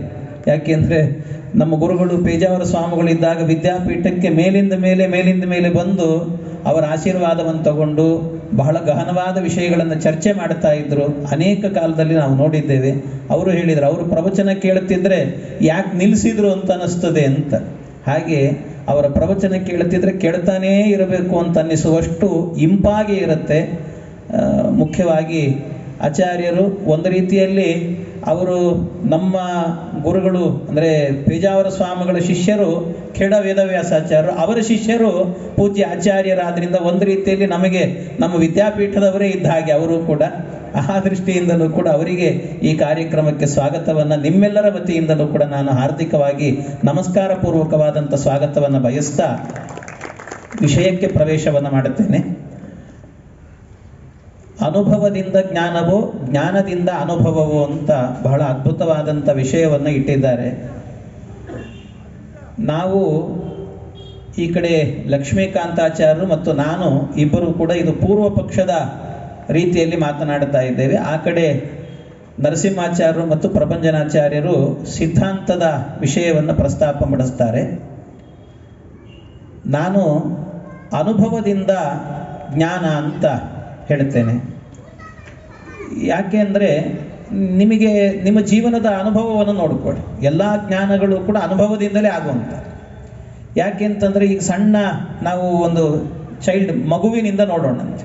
ಒಂದು ಶಿಶು ಮಗುವಿಗೆ ಎಷ್ಟೋ ಬಾರಿ ನಾವು ಏನೋ ಅಡಿಗೆ ಪದಾರ್ಥ ಮಾಡಿರ್ತೇವೆ, ಮನೆಯಲ್ಲಿ ಆ ಪಾತ್ರೆಯನ್ನು ಬಿಸಿ ಪಾತ್ರೆಯನ್ನು ತಂದು ಇಡ್ತೇವೆ ಎದುರುಗಡೆಯಲ್ಲಿ. ಅದಕ್ಕೆ ಎಷ್ಟೋ ಸರ್ತಿ ಹೇಳ್ತೇವೆ, ಇವು ತುಂಬ ಬಿಸಿ ಇರುತ್ತೆ, ಮುಟ್ಟಬೇಡ ಅಂತ ಹೇಳ್ತಿರ್ತೀವಿ. ಅದಕ್ಕೆ ಅರ್ಥ ಆಗಲ್ಲ. ಕಡೆಗೆ ಏನು ಮಾಡುತ್ತೆ, ಅದು ಗೊತ್ತಿಲ್ಲದೆ ಒಂದು ಸರ್ತಿ ಹೋಗಿ ಮುಟ್ಟುತ್ತೆ. ಅದನ್ನು ಮುಟ್ಟಿದ ಕೂಡಲೇ ಒಮ್ಮೆ ಬಿಸಿಯ ಅನುಭವ ಆಗುತ್ತೆ ನೋಡಿ. ಆಮೇಲೆ ಮತ್ತೆ ಮುಟ್ಟು ಅಂತಂದರೆ ನಾನು ಮುಟ್ಟಲ್ಲ ಅಂತ ಹೇಳುತ್ತೆ. ಅಂದರೆ ಒಂದು ಅನುಭವ ಆಗಬೇಕು ಒಂದು ಸರ್ತಿ. ಇದು ಬಿಸಿ ಅಂತ ಒಂದು ಅನುಭವ ಆದ ನಂತರ ಆಮೇಲೆ ಅದನ್ನು ಮುಟ್ಟಬೇಕು ಅಂತ ಆದರೆ ಆಗತ್ತೆ ಅದರ ಕೈಯಲ್ಲಿ? ಬೇಡ ಅಂತ ಅನಿಸುತ್ತೆ. ಬೇಡಪ್ಪ ಬೇಡ, ಇದು ಮುಟ್ಟೋದೇ ಬೇಡ ಅಂತ ಅನಿಸುತ್ತೆ. ಹಾಗಾಗಿ ಅನುಭವದಿಂದಲೇ, ಅಂದರೆ ಅನುಭವದಿಂದ ಜ್ಞಾನ ಬರುತ್ತೆ. ಅದರಿಂದ ಅನುಭವದಿಂದ ಜ್ಞಾನ ಅಂತ ಹೇಳಬೇಕು. ಇದಷ್ಟೇ ಅಲ್ಲ, ಈ ಎಲ್ಲ ಪ್ರಸಂಗಗಳಿಗೂ ಒಂದು ಮಗುವಿನ ದೃಷ್ಟಾಂತ ಕೊಟ್ಟೆ ನಾನಷ್ಟೇ. ಇದೇ ರೀತಿಯಲ್ಲಿ ನಮ್ಮ ಜೀವನದಲ್ಲೂ ಕೂಡ ಪ್ರತಿಯೊಬ್ಬ ಮನುಷ್ಯನೂ ಕೂಡ ಯಾವುದೋ ಒಂದು ಕೆಲಸಕ್ಕೆ ಕೈ ಹಾಕಬೇಕಾದ್ರೆ ಅವನು ಮಾಡಲೋ ಬೇಡೋ ಅಂತ ಸಂದೇಹ ಇರುತ್ತೆ. ಏನೋ ದೊಡ್ಡ ಕೆಲಸ ಆದರೂ ಒಂದು ಸರ್ತಿ ಧುಮುಕಿ ಬಿಡೋಣ ಅಂತ ಧುಮುಕ್ತಾನೆ. ಅದರಲ್ಲಿ ಕೈ ಸುಟ್ಟುಕೊಂಡ ಅಂದರೆ ನನಗೆ ಗೊತ್ತಿರಲಿಲ್ಲ, ಈಗ ನನಗೆ ಅನುಭವ ಆಯ್ತು ನೋಡಿ, ಇನ್ನು ಮುಂದೆ ನಾ ಕೆಲಸ ಮಾಡಲ್ಲ ಅಂತ ಹೇಳ್ತಾನೆ. ಇನ್ನು ಮುಂದೆ ಆ ಕೆಲಸಕ್ಕೆ ಕೈ ಹಾಕಲ್ಲ ನಾನು. ಯಾಕೆ ಅಂದರೆ ಅನುಭವ ಆಯಿತು ಅಂತ. ಹಾಗಾಗಿ ಅನುಭವದಿಂದ ಒಂದು ಜ್ಞಾನ ಬರುತ್ತದೆ. ಇಷ್ಟೇ ಅಲ್ಲ, ಭಾಗವತದಲ್ಲೂ ಒಂದು ಮಾತಿದೆ.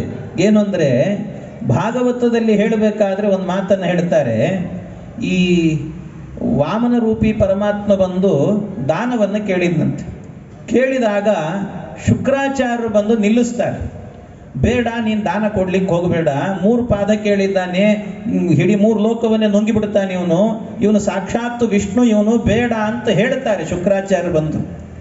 ಆಗ ಅವನು ಹೇಳ್ತಾನೆ, ಅಲ್ಲ ಸ್ವಾಮಿ, ನಾನು ಮಾನಸಿಕವಾಗಿ ಒಂದು ಸಂಕಲ್ಪ ಮಾಡಿಬಿಟ್ಟಿದ್ದೀನಿ, ಕೊಡ್ತೇನೆ ಅಂತ ಹೇಳಿಬಿಟ್ಟು ಈಗ ಹೇಳ್ತಿದ್ದೀರಲ್ಲ ನೀವು, ಯಾಕೆ ನಿಮ್ಮ ತಲೆ ಸರಿ? ವಿಪ್ರಾಹ ಪಶ್ಚಿಮ ಬುದ್ಧಯ ಅಂತ ಹೇಳ್ತಾರೆ. ಈ ಬ್ರಾಹ್ಮಣರಿಗೆ ಅನುಭವ ಆದಮೇಲೆ ಬುದ್ಧಿ ಬರೋದು ಅಂತ ಹೇಳ್ತಾರೆ. ಅಂದರೆ ಅನುಭವ ಆದಮೇಲೆ ಬುದ್ಧಿ ಅಂದರೆ ಜ್ಞಾನ ಅಂತ. ಅನುಭವ ಆಗಬೇಕು, ಆದಮೇಲೆ ಬುದ್ಧಿ ಬರುತ್ತದೆ ಅಂತ ಹೇಳ್ತಾರೆ. ಎಲ್ಲ ಕಡೆಯಲ್ಲೂ ಕೂಡ ಭಾಗವತಾದಿ ಸಂವಾದಗಳು ಇದೆ, ನಮ್ಮ ಅನುಭವ ಇದೆ. ಹಾಗಾಗಿ ನನ್ನ ದೃಷ್ಟಿಯಲ್ಲಿ ಅನುಭವದಿಂದಲೇ ಜ್ಞಾನ ಎನ್ನುವಂಥದ್ದು ಬರುತ್ತೆ ಅಂತ ಹೇಳೋದೇ ಅತ್ಯಂತ ಸೂಕ್ತ ಅಂತ ನಾನು ಅಂದ್ಕೊಳ್ತೇನೆ.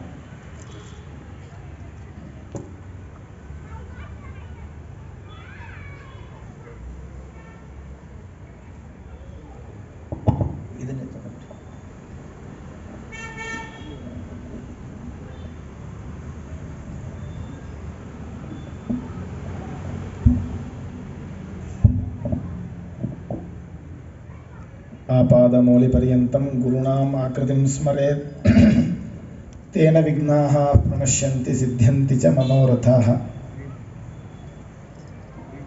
ಅನುಭವದಿಂದ ಜ್ಞಾನ ಅಂತ ಇಲ್ಲಿವರೆಗೆ ಸತ್ಯಮೂರ್ತಿ ಆಚಾರ್ಯರು ಮಂಡನೆ ಮಾಡಿದ್ದಾರೆ.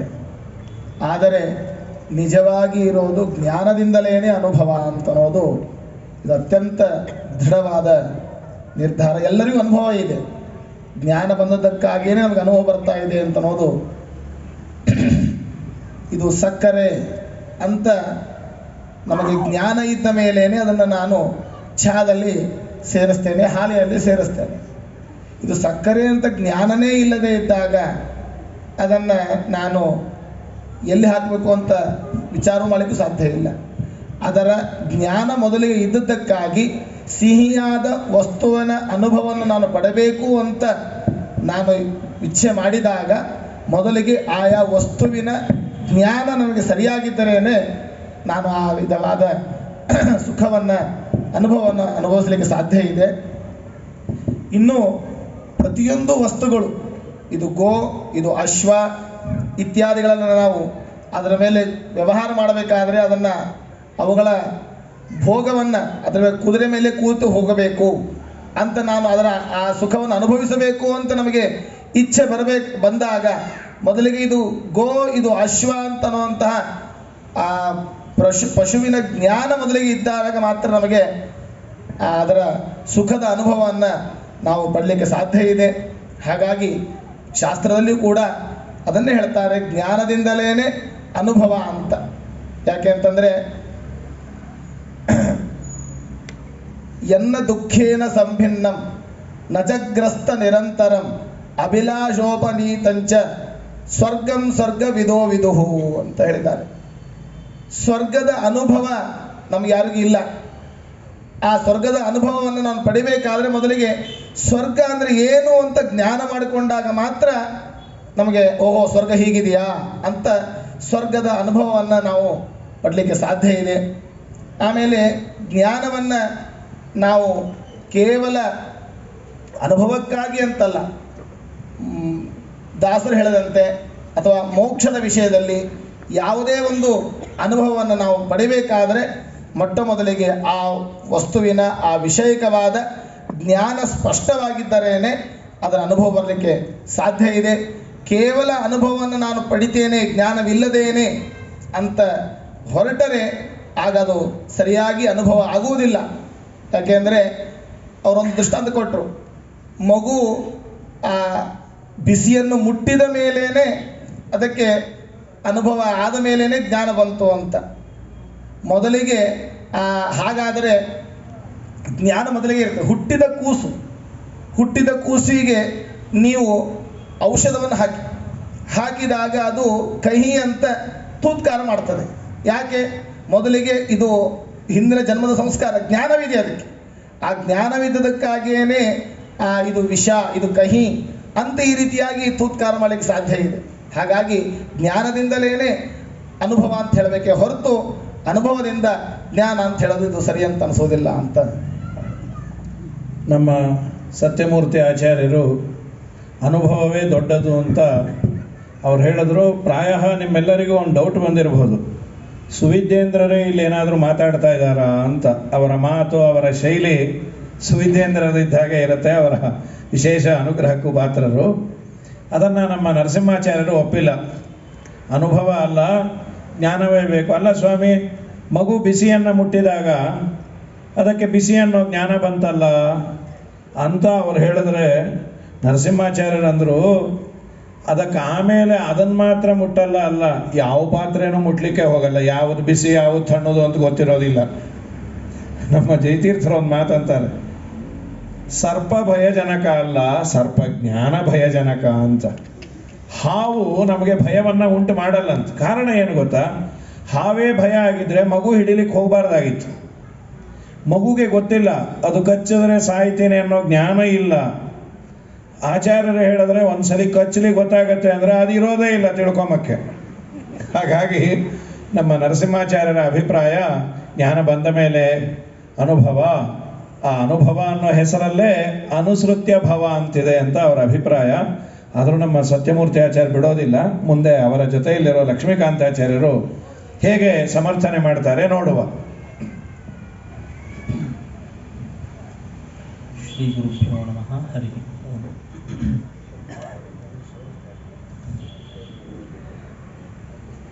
ಅನುಭವದಿಂದ ಜ್ಞಾನ ಅನ್ನುವಂತಹ ವಿಚಾರವನ್ನು ಇಟ್ಟುಕೊಂಡು ನಾನು ಮಾತನ್ನು ಮುಂದುವರಿಸ್ತೀನಿ. ಈಗ ನೋಡಿ, ನಿಮಗೆ ಯಾವುದೇ ವಿಧವಾದಂತಹ ಜ್ಞಾನ ಇಲ್ಲದ ಒಂದು ಕಡೆ ನಾವು ಮಾತಾಡೋಣ.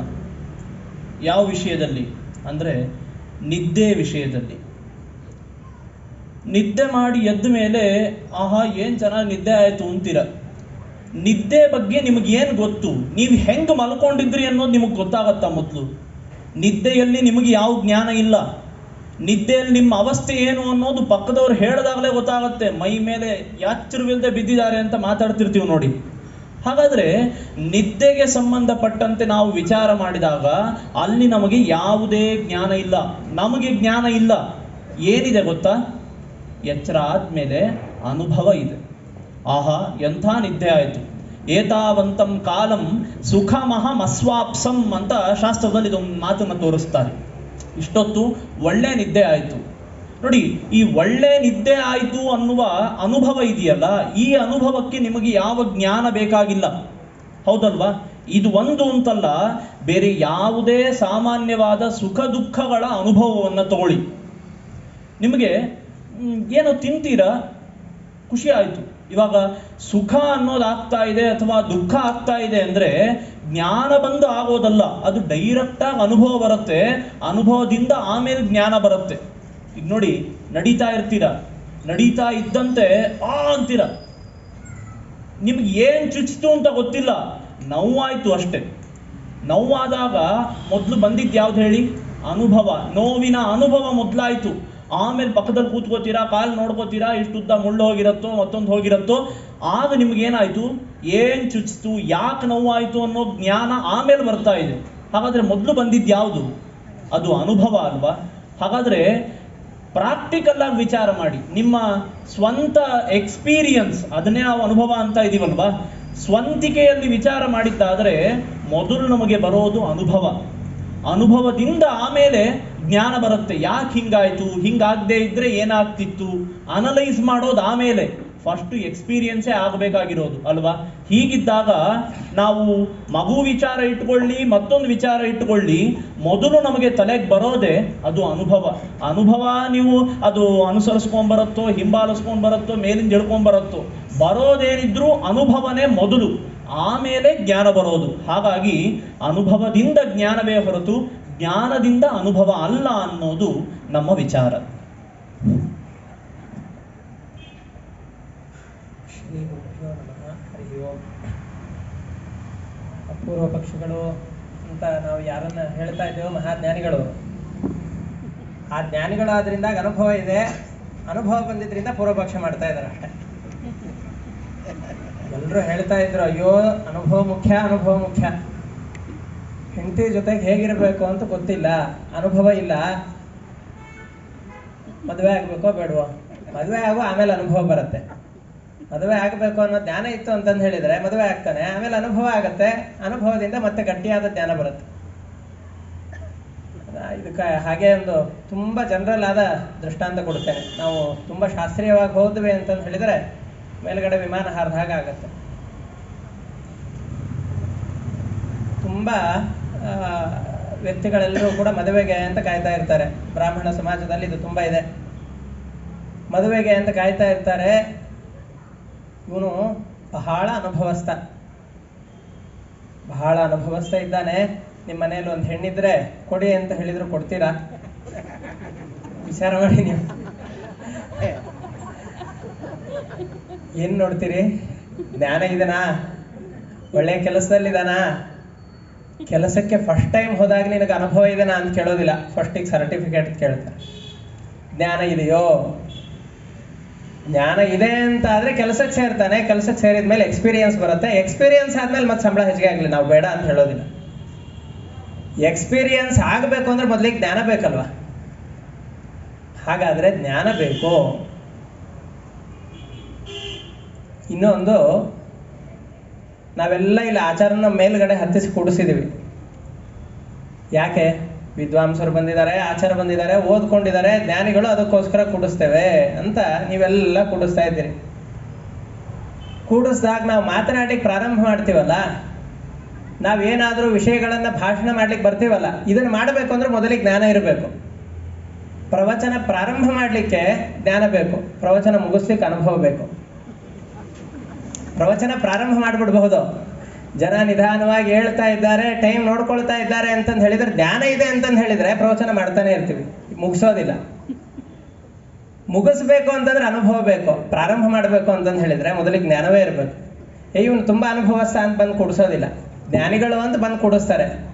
ಇಳಿಲಿಕ್ಕೆ ಅಲ್ಲಿ ಮೇಲ್ಗಡೆ ಬಂದವ್ರಿಗೆ ಅನುಭವ ಬೇಕಷ್ಟೇ. ಅದು 1 ಸಾರ್ತಿ 2 ಸಾರ್ತಿಗೆ ಬರೋದಲ್ಲ. ಅದು ಇಳಿಲಿಕ್ಕೆ ಅನುಭವ ಬೇಕೇ ಹೊರತಾಗಿ ಹತ್ತಬೇಕು ಅಂತಂದ್ರೆ ಮೊದಲಿಗೆ ಸ್ಟೇಜ್ ಹತ್ತಬೇಕು ಅಂತಂದು ಹೇಳಿದ್ರೆ ಜ್ಞಾನ ಬೇಕು. ಹಾಗಾಗಿ ನಾವು ಲೌಕಿಕವಾದ ದೃಷ್ಟಾಂತವನ್ನು ಕೊಟ್ವಿ, ಅದಕ್ಕೆ ಜ್ಞಾನ ಬೇಕು. ಇಲ್ಲಿ ಮೇಲ್ ಕೂಡಬೇಕು, ಜ್ಞಾನ ಬೇಕು. ಅದಾದ್ಮೇಲೆ ಕೆಳಗಿಳಿಲಿಕ್ಕೆ ಅನುಭವ ಬೇಕು. ಅನುಭವ ಬಂದಾದ್ಮೇಲೆ ಮೊದಲಿಗೆ ಬಂದಂತಹ ಜ್ಞಾನ ಗಟ್ಟಿಯಾಗತ್ತೆ ಅಷ್ಟೆ. ಆಚಾರ್ಯರು ಹೇಳಿದರು, ಎಷ್ಟೋ ಅನುಭವಗಳು ಮೊದಲಿಗೆ ಬಂದುಬಿಡುತ್ತೆ ಅಂತ ಆಚಾರ್ಯ ಹೇಳಿದರು. ಕೆಲವೊಂದಿಷ್ಟು ಅನುಭವ ಬಂದಾಗ ಅನುಭವಿಸೋನೇ ಇರೋದಿಲ್ಲ, ಜ್ಞಾನ ಬರ್ಲಿಕ್ಕೆ ನಾವೇ ಇರೋದಿಲ್ಲ. ಹಾಗಾಗಿ ಅನುಭವದವರೆಗೂ ಕಾಯಬಾರ್ದು. ಮೇಲ್ಗಡೆಯಿಂದ ಬಿದ್ದು ಯಾರೋ ಒಬ್ರು ಮೇಲ್ಗಡೆ ನಿಲ್ಬಾರ್ದಪ್ಪ, ಅಲ್ಲಿ ಗಾಳಿಗೆ ಮನುಷ್ಯ ಜೋಲಿ ತಪ್ಪಿ ಕೆಳಗಡೆ ಬಿದ್ದು ಬಿಡ್ತಾನೆ. ಬಿದ್ದರೆ ನೋವು ಆಗತ್ತೆ, ಅನುಭವ ಆಗಲಿ ಆಮೇಲೆ ನಾವು ಬಿಡ್ತೇವೆ ಅಂತ ಅಂತೀವೋ, ಇನ್ನೊಬ್ಬರ ಜ್ಞಾನದಿಂದಾಗ ನಾವು ಅನುಭವದಿಂದ ಜ್ಞಾನವನ್ನು ಪಡಿತೇವೆ. ಸಾಕು, ಜ್ಞಾನ ಇದ್ರೆ ಸಾಕು. ಎಲ್ಲದೂ ಕೂಡ ಅನುಭವ, ನಮ್ಮ ಅನುಭವಕ್ಕೆ ಬರಬೇಕು ಅಂತ ಕಾಯಬಾರದು. ಅನುಭವ ಬೇಕು, ಆದರೆ ಆ ಅನುಭವ ನಮ್ಮದೇ ಆಗಬೇಕು ಅಂತ ಕಾಯಬಾರದು. ಜ್ಞಾನ ಬಂದರೆ ಸಾಕು. ಹಾಗಾಗಿ ನಾವು ಜ್ಞಾನಕ್ಕೋಸ್ಕರ ಪರಿತಾಪವೇ ಹೊರತಾಗಿ ಜ್ಞಾನ ಬಂದಾದ್ಮೇಲೆ ಅನುಭವ ಬೇಡ ಅಂದ್ರೂ ಬರುತ್ತೆ. ಮಕ್ಕಳಿಗೆ ಪ್ರಾರಂಭದ 25 ವರ್ಷಗಳವರೆಗೂ ಏನು ಮಾಡ್ತಾರೆ ಅಂತಂದು ಹೇಳಿದರೆ ಶಿಕ್ಷಣವನ್ನು ಕೊಡ್ತಾರೆ. ಶಿಕ್ಷಣ ಅಂತಂದ್ರೆ ತಲೆಯಲ್ಲಿ ಜ್ಞಾನ ತುಂಬೋದು. ಜ್ಞಾನ ತಲೆಯಲ್ಲಿ ಹೊಕ್ಕ ಮೇಲೆ ಅನುಭವ ತನ್ನಿಂದ ತಾನೇ ಬಂದುಬಿಡುತ್ತೆ. ಅನುಭವ ಇದ್ದವ್ರಿಗೆಲ್ಲ ಜ್ಞಾನ ಇರಬೇಕು ಅಂತಿಲ್ಲ. ಹಾಗಂತ ಮಾತ್ರಕ್ಕೆ ಜ್ಞಾನ ಬಂದವರಿಗೆಲ್ಲ ಅನುಭವ ಇರುತ್ತೆ ಅಂತ ನಾನು ಹೇಳೋದಿಲ್ಲ. ಜ್ಞಾನ ಬಂದಿದೆ, ಅನುಭವ ಪಕ್ವವಾಗಬೇಕು. ಆದರೆ ಜ್ಞಾನ ಬರದ ಹೊರತು ಅನುಭವ ಆ ಗಟ್ಟಿತನವನ್ನು ಉಳಿಸ್ಕೊಳ್ಳೋದಿಲ್ಲ. ಜ್ಞಾನ ಸಿಮೆಂಟಿನ ಕೆಳಗಡೆ ಇರುವಂತಹ ಬೇಸ್ಮೆಂಟ್ ಇದ್ದ ಹಾಗೆ. ಅದ್ರ ಮೇಲೆ ನೀವು ಎಷ್ಟೇ ದೊಡ್ಡ ಅನುಭವದ ಮಹಲನ್ನು ಕಟ್ಟಿದ್ರಿ ಅಂತಂದ್ರೆ ಆ ಮಹಲು ಗಟ್ಟಿಯಾಗಿ ಉಳಿದುಕೊಳ್ಳುತ್ತೆ. ಬರೀ ಅನುಭವ ಅಷ್ಟೇ ಇತ್ತು ಅಂತಂದು ಹೇಳಿದರೆ ಬರೀ ಪಕ್ಕದಲ್ಲಿ ಕಟ್ಟಿದಂತಹ ಗೋಡೆ ಆಗತ್ತೆ, ಅಡಿಪಾಯವೇ ಇಲ್ಲದೆ ಇರೋ ಹಾಗಾಗತ್ತೆ. ಹಾಗಾಗಿ ಜ್ಞಾನ ಮುಖ್ಯ ಅಂತ ಲೌಕಿಕವಾದ ವಿಷಯಗಳನ್ನು ಇಟ್ಕೊಂಡು ನಾನು ಹೇಳ್ತಾ ಇದ್ದೇನೆ. ಶಾಸ್ತ್ರೀಯವಾದ ವಿಷಯವನ್ನು ಕೊನೆಗೆ ಉಪಸಂಹಾರ ಮಾಡಬೇಕಾದ್ರೆ ಹೇಳ್ತೇನೆ. ಗುರುಗಳು ತಪ್ಪಿದ್ರೆ ಕ್ಷಮಿಸಬೇಕು ಅಂತ ಅವರನ್ನು ಕೇಳ್ತಾ ಇದ್ದೇನೆ. ಆಚಾರ್ಯರು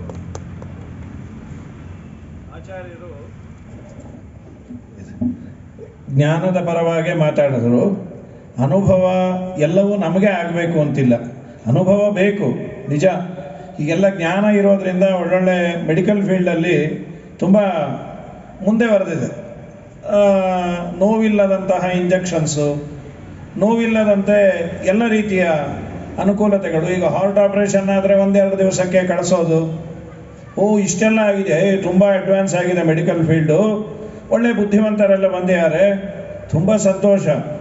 ಯಾರನ್ನ ನೋಡ್ಕೊಂಬರ್ಲಿಕ್ಕೆ ಹೋದ್ವಿ, ಅವ್ರಿಗೆ ಹಾರ್ಟ್ ಆಪರೇಷನ್ ಆಗಿ 2 ದಿವಸ ಆಗಿದೆ, ಎಲ್ಲ ಸುಖವಾಗಿದ್ದೇವೆ ಅಂತಾರೆ. ಅವರು ನೋಡಿ ನಮಗೆ ಆ ಹಾರ್ಟ್ ಆಪರೇಷನ್ ಆದಾಗ ಏನಾಯಿತು ಅನ್ನೋದು ಅವರು ಅನುಭವಿಸ್ಯಾರೆ. ಅಷ್ಟು ಜ್ಞಾನ ಇದ್ದರೆ ನಮಗೆ ಸಾಕಷ್ಟೇ. ಹೇಗೋ ಹಾರ್ಟ್ ಆಪರೇಷನ್ ಈಗ ನೋವಿಲ್ಲದೆ ಆಗತ್ತಂತೆ, ನಮಗೂ ಮಾಡಿಬಿಡ್ರಪ್ಪ ಅಂತ ಯಾರು ಹೋಗೋದಿಲ್ಲ. ಅದೇನು ತರಕಾರಿ ಜ್ಯೂಸ್ ಅಲ್ಲ ಅದು. ಹಾಗಾಗಿ ಆಚಾರ್ಯರು ಹೇಳಿದಂತೆ ಎಲ್ಲದರ ಅನುಭವ ಬೇಕು ಅಂತ ಏನಿಲ್ಲ, ಜ್ಞಾನದಿಂದಲೇ ಅನುಭವ ಅಂತ. ಜ್ಞಾನ ಇದ್ದರೆ ಆ ಅನುಭವಕ್ಕೆ ಬೆಲೆ ಇದೆ. ಕೇವಲ ಅನುಭವ, ಜ್ಞಾನ ಇಲ್ಲದ ಅನುಭವ ಅದು ಹೆಚ್ಚು ಪ್ರಯೋಜನಕಾರಿ ಅಲ್ಲ. ನನಗೆ ಎಲ್ಲದರ ಬಗ್ಗೆ ಗೊತ್ತು, ನನಗೆ ಅನುಭವ ಇದೆ. ಫಸ್ಟ್ ಕ್ಲಾಸ್ ಅಡುಗೆ ಹೇಗಿರುತ್ತೆ ಅನ್ನೋದು ನನಗೆ ಚೆನ್ನಾಗಿ ಗೊತ್ತು. ಸಕ್ಕರೆ ಹೋಳಿಗೆ ಹೇಗಿದ್ದರೆ ಚಂದ ಅನ್ನೋದು ತಿಂದ ಅನುಭವ ಇದೆ. ಹಾಗೆ ಮಾಡಲಿಕ್ಕಾಗತ್ತಾ? ಇಲ್ಲಪ್ಪ, ಮಾಡಿದ್ರೆ ತಿನ್ನೋದು ಗೊತ್ತಷ್ಟೇ ಅಂದರೆ ಎದ್ದು ಹೋಗು ಅಂತಾರೆ. ಹಾಗಾದರೆ ವ್ಯಕ್ತಿಗೆ ಜ್ಞಾನ ಇದ್ದಾಗ ಅವನ ಅನುಭವಕ್ಕೆ ಮೆರಗು ಅಂತ ಆಚಾರ್ಯರ ಅಭಿಪ್ರಾಯ. ಅದನ್ನು ನಮ್ಮ ಸತ್ಯಮೂರ್ತಿ ಆಚಾರ್ಯರು ಸರ್ವತಾ ಒಪ್ಪಲ್ಲ. ಅವರ ಬಾಯಲ್ಲಿ ಕೇಳುವ, ಅವರ ಅನುಭವದ ಹಿನ್ನೆಲೆಯಲ್ಲಿ ಇದನ್ನು ಯಾವ ರೀತಿ ತಮ್ಮ ಸಿದ್ಧಾಂತವನ್ನು ನಿರೂಪಣೆ ಮಾಡಿಕೊಳ್ತಾರೆ, ನಿಲ್ಲಿಸಿಕೊಳ್ತಾರೆ ನೋಡುವ.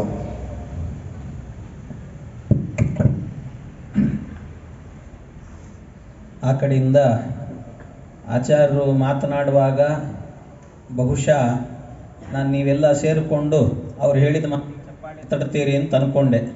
ಯಾಕೆಂದರೆ ಒಂದು ಸರ್ತಿ ನಿಮ್ಮ ಮನಸ್ಸಿಗೂ ಕೂಡ ಹಾಗೆ ಅನಿಸಿಬಿಟ್ರೆ ಕಷ್ಟ, ಆಮೇಲೆ ನಾವು ಮಾತಾಡೋದು ಕಷ್ಟ ಆಗ್ತದೆ. ಅವ್ರದ್ದೇ ಪ್ರಬಲ ಅಂತ ಅನಿಸ್ಬಿಟ್ರೆ ಏನು ಮಾಡೋದು? ನೀವು ಹೊಡಿಲಿಲ್ಲ, ಅದರಿಂದ ಧೈರ್ಯದಿಂದ ಮತ್ತೆ ಮಾತಾಡ್ತಾ ಇದ್ದೀನಿ ನಾನು. ಒಂದು ಮದುವೆ ದೃಷ್ಟಾಂತವನ್ನು ಕೊಟ್ಟರು. ಮದುವೆ ದೃಷ್ಟಾಂತ, ಅವರು ಮದುವೆ ಆಗಿದ್ದಾರೆ ಪಾಪ. ಅದರಲ್ಲಿ ಏನು ಅಂತಂದರೆ ಎಲ್ರಿಗೂ ಒಂದು ಕುತೂಹಲ ಇರ್ತದೆ. ಸಾಮಾನ್ಯ ಮದುವೆ ಮಾಡಿಕೊಳ್ಳುವ ಹುಡುಗನಿಗೆ ನೀವು ಕೇಳ್ರಿ ಬೇಕಾದ್ರೆ, ಈ ಮದುವೆ ಫಿಕ್ಸ್ ಆಗಿಬಿಟ್ಟಿರ್ತದಲ್ಲ, ಮದುವೆ ಫಿಕ್ಸ್ ಆಯಿತು ಅಂತ ಆದರೆ ಅವು ಫಿಕ್ಸ್ ಆದ ಕೂಡಲೇ ಹುಡುಗ ಹುಡುಗಿ ಇನ್ನೇನು ಕೆಲಸ ಇಲ್ಲ ಅವಕ್ಕೆ, ಬರೀ ಫೋನಲ್ಲಿ ಮಾತಾಡೋದೇ ಕೆಲಸ. ಆ ಕಡೆಯಿಂದ ಇವನು ಫೋನ್ ಹಚ್ಚು, ಅವನಿಗೆ ಈ ಕಡೆಯಿಂದ ಆ ಕಡೆ ಅವ್ರ ಫೋನ್ ಹಚ್ಚು. ಬರೀ ಫೋನಲ್ಲಿ ಏನು ಮಾತಾಡಿದ್ರಿ, ಗಂಟೆಗಟ್ಟಲೆ ಮಾತಾಡಿ ಏನು ಮಾತಾಡಿದ್ರಿ ಅಂತ ಕೇಳಿದ್ರೆ ಏನಿಲ್ಲ, ವಿಷಯ ಇರಲ್ಲ, ನಿರ್ವಿಷಯಕವಾಗಿ ಮಾತಾಡ್ತಿರ್ತಾರೆ ಸುಮ್ಮನೆ. ಆದರೆ ಅದರಲ್ಲೊಂದು ಸುಖ ಇದೆ, ಅವನಿಗೆ ಸುಖ ಇದೆ. ನಿಜವಾಗ್ಲೂ ಸುಖ ಅಲ್ಲ ಅದು ಸುಖ ಅಲ್ಲ. ಸುಖದ ನಿರೀಕ್ಷೆಯನ್ನು ಸುಖ ಅಂತ ತಿಳ್ಕೊಂಡಿದ್ದಾನೆ ಅಷ್ಟೇ. ಅವನು ಸುಖದ ನಿರೀಕ್ಷೆ ಅಂದರೆ ಅವನಿಗೇನು ಖುಷಿ ಅಂತಂದರೆ, ನಾಳೆ ನಾನು ಇವಳನ್ನು ಮದುವೆ ಆಗ್ತೀನಿ ಅನ್ನುವಂತಹ ಒಂದು ನಿರೀಕ್ಷೆ ಇದೆಯಲ್ಲ, ಅದೇ ಅವನಿಗೆ ಸುಖ ಆಗ್ತಾ ಇದೆ. ಅದನ್ನೇ ಸುಖ ಅಂತ ತಿಳ್ಕೊಂಡು ಬದುಕಿದ್ದಾನೆ. ನೀವು ಆಮೇಲೆ ಬೇಕಾದರೆ ಹೋಗಿ ಮದುವೆ ಎಲ್ಲ ಆಗಿ ಹೋಗ್ತದೆ, ಮದುವೆ ಆಗಿ 1-2 ತಿಂಗಳು ಸಂಸಾರ ಆಗ್ತದಲ್ಲ, ಆದಮೇಲೆ ನೀವು ಹೋಗಿ ಆಮೇಲೆ ಕೇಳ್ರಿ, ಅವಾಗ ಭಾಳ ಮದುವೆಗೋಸ್ಕರ ಇಷ್ಟು ನಿರೀಕ್ಷೆ ಮಾಡ್ತಿದ್ಯೋ ನೀನು, ಹೇಗಿದ್ದಿ ಈಗ ಅಂತ ನೀನು ಕೇಳ್ರಿ, ಆಗ ಏನೋ ಇದ್ದೀನಿ, ಏನೋ ಬದುಕೀನಿ ಅಂತ ಹೇಳುತ್ತೆ. ಅಂದರೆ ಮದುವೆಗಿಂತ ಮೊದಲು ಏನಿತ್ತಲ್ಲ ನಿರೀಕ್ಷೆ ಅಷ್ಟೇ ಅವನಿಗೆ. ಆದರೆ ಮದುವೆ ಆದ ಮೇಲೆ ಹೆಂಡತಿ ಜೊತೆ ಸಂಸಾರ ಮಾಡುವಾಗ ಒಂದು ಅನುಭವ ಆಯ್ತು ನೋಡ್ರಿ, ಆಗ ಸಂಸಾರ ಅಂದರೆ ಏನು ಅಂತ ಗೊತ್ತಾಗ್ಲಿಕ್ಕೆ ಶುರುವಾಗ್ತದೆ ಅವನಿಗೆ. ಅಪ್ಪ, ಸಂಸಾರ ಇಷ್ಟು ಗಾನವಾಗಿದೆಯಾ, ಇದು ಭಾಳ ಕಷ್ಟ ಇದೆ ಅಂತ ಅನಿಸ್ಬಿಡಿ. ಏನೋ ಬದುಕಿನೋ ಮಾರಾಯ ಬಿಟ್ಬಿಟ್ರೆ ನಮ್ಮನ್ನು ಅಂತಿರ್ತಾರೆ, ಆ ಸ್ಥಿತಿಗೆ ಹೋಗಿಬಿಡ್ತಾರೆ ಆಮೇಲೆ.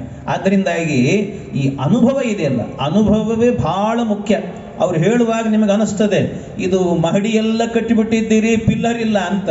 ಪಿಲ್ಲರ್ ನಿಜವಾಗಲೂ ಕೂಡ ಹೇಳಬೇಕಂದ್ರೆ ನೀವು ತಪ್ಪು ತಿಳ್ಕೊಂಡಿದ್ದೀರಿ. ಜ್ಞಾನದಲ್ಲಿ 2 ಇದೆ, ಅನುಭವ ಒಂದೇ. ಜ್ಞಾನದಲ್ಲಿ ನಿಮಗೆ ಭ್ರಮೆನೂ ಬರುತ್ತದೆ, ಯಥಾರ್ಥವೂ ಬರುತ್ತದೆ. ಅನುಭವ ಮಾತ್ರ ಯಾವಾಗಲೂ ಒಂದೇ ಇರುತ್ತದೆ. ಹೀಗೆ ಅಂತ ನಮಗೊಂದು ಸರ್ತಿ ಆಯಿತು ಅಂದರೆ ಅದು ಗಟ್ಟಿಯಾಗಿ ಕೂತ್ಬಿಡ್ತದೆ. ಹಾಗಾಗಿ ಆ ಅನುಭವವೇ ಪಿಲ್ಲರ್. ನೀವು ತಿಳ್ಕೊಂಡಿದ್ದೀರದು ಭ್ರಮೆ ನಿಮಗಷ್ಟೇ. ಹಾಗಾಗಿ ಅನುಭವ ಎನ್ನುವಂಥದ್ದು ಪಿಲ್ಲರ್ ಇದ್ದ ಹಾಗೆ. ಇದು ಒಂದಾದರೆ ಇನ್ನೊಂದು ನೀವೇ ನೋಡ್ರಿ, ನೀವೇ ಪ್ರತಿನಿತ್ಯ ಇಲ್ಲಿ ರಾಯರಿದ್ದಾರೆ ಸನ್ನಿಧಾನದಲ್ಲಿ, ರಾಯರ ಹತ್ರಕ್ಕೆ ಬರ್ತಿದ್ದೀರಿ. ರಾಯರಿಗೆ ಭಕ್ತಿಯಿಂದ ನಮಸ್ಕಾರ ಮಾಡಿ, ಪ್ರದಕ್ಷಿಣೆ ಮಾಡಿ, ಎಲ್ಲ ಮಾಡಿ, ಪಂಚಾಮೃತ ಮಾಡಿಸ್ತೀರಿ, ಕನಕಾಭಿಷೇಕ ಮಾಡಿಸ್ತೀರಿ, ಎಲ್ಲ ಮಾಡಿಸ್ತಿದ್ದೀರಿ. ನೀವೇನು ಸುಮ್ಮನೆ ಮಾಡಿಸ್ತಿಲ್ಲ. ಯಾಕೆ ಅಂದರೆ ಮೊದಲಿಗೆ ನಿಮಗೆ ಯಾರೋ ಹೇಳಿರ್ತಾರೆ ನೋಡ್ರಿ, ರಾಯರಿಗೆ ಪ್ರದಕ್ಷಿಣೆ ಹಾಕಿ ನೀವು ನಮಸ್ಕಾರ ಮಾಡಿದರೆ, ಅಥವಾ ರಾಯರಿಗೆ ಪ್ರದಕ್ಷಿಣೆ ಮಾಡ್ತಾ ನೀವು ಅವರ ತೀರ್ಥವನ್ನು, ಪಾದೋದಕವನ್ನು ಸ್ವೀಕಾರ ಮಾಡಿದರೆ, ಯಪ್ಪಿಬೆ ಜಲಮೇತೇನ ಸ್ತೋತ್ರೇಣ ಇವಾಭಿಮಂತ್ರಿತಂ ಅಂತ ಹೇಳಿದಂತೆ ಅದನ್ನೆಲ್ಲ ಪಿಬೇದೇವ ಏನು ಬೇಕಾದ್ರೂ ಮಾಡ್ರಿ, ನೀವು ಅದನ್ನು ಕುಡಿದ್ರೆ ಸಾಕು ನಿಮ್ಮನ್ನು ಅನುಗ್ರಹ ಮಾಡುತ್ತದೆ ಅಂತೆಲ್ಲ ಹೇಳಿರ್ತಾರೆ. ಆದರೂ ನಿಮಗೇನು ನಂಬಿಕೆ ಇರೋದಿಲ್ಲ, ಅದರ ಬಗ್ಗೆ ನಿಮಗೇನು ನಂಬಿಕೆ ಇರಲ್ಲ. ಏನೋ ಹೇಳುತ್ತಿದ್ದಾರಲ್ಲ, ಇದು ಒಂದು ಮಾಡಿದರೆ, ಟ್ರೈ ಮಾಡಿದರೆ ಆಯಿತು, ನನ್ನ ಮಗನಿಗೆ ಹುಷಾರಿಲ್ಲ, ಅಥವಾ ನನಗೇನೋ ಒಂದು ಕೆಲಸ ಆಗಬೇಕು, ಅದಕ್ಕೆ ಒಂದು ಪ್ರಯತ್ನ. ಎಷ್ಟೋ ಸರ್ತಿ ಮಕ್ಕಳಾಗಲಿಲ್ಲ ಅಂತ ಆದರೆ ಅವ್ರ ಹತ್ರ ಹೋಗ್ರಿ ಮಕ್ಕಳಾಗ್ತದೆ ಅಂತ ಹೇಳ್ತಾರೆ, ಹೋಗ್ತಾರಲ್ಲಿ ತೋರಿಸ್ತಾರೆ, ಅದಾಗಲ್ಲ, ಕೆಲಸ ಆಗಲ್ಲ, ಇನ್ಯಾರ ಹತ್ರ ಹೋಗ್ರಿ ಅಂತಾರೆ. ಕೊನೆಗೆ ಯಾವುದೂ ಇಲ್ಲ ಅಂತಂದಾಗ ಸಪ್ತಮೇ ದೈವ ಚಿಂತನಂ ಅಂತ ಹೇಳಿಬಿಟ್ಟು ಕೊನೆಗೆ ಇಲ್ಲಿಗೆ ಬರ್ತಾರೆ. ಆಮೇಲೆ ರಾಯರ ಹತ್ರ ಬರ್ತಾರೆ, ಬಂದು ಪ್ರದಕ್ಷಿಣೆ. ಆವಾಗಲೂ ನಂಬಿಕೆ ಇಲ್ಲ, ನಿಮಗೆ ನಂಬಿಕೆ ಇಲ್ಲ.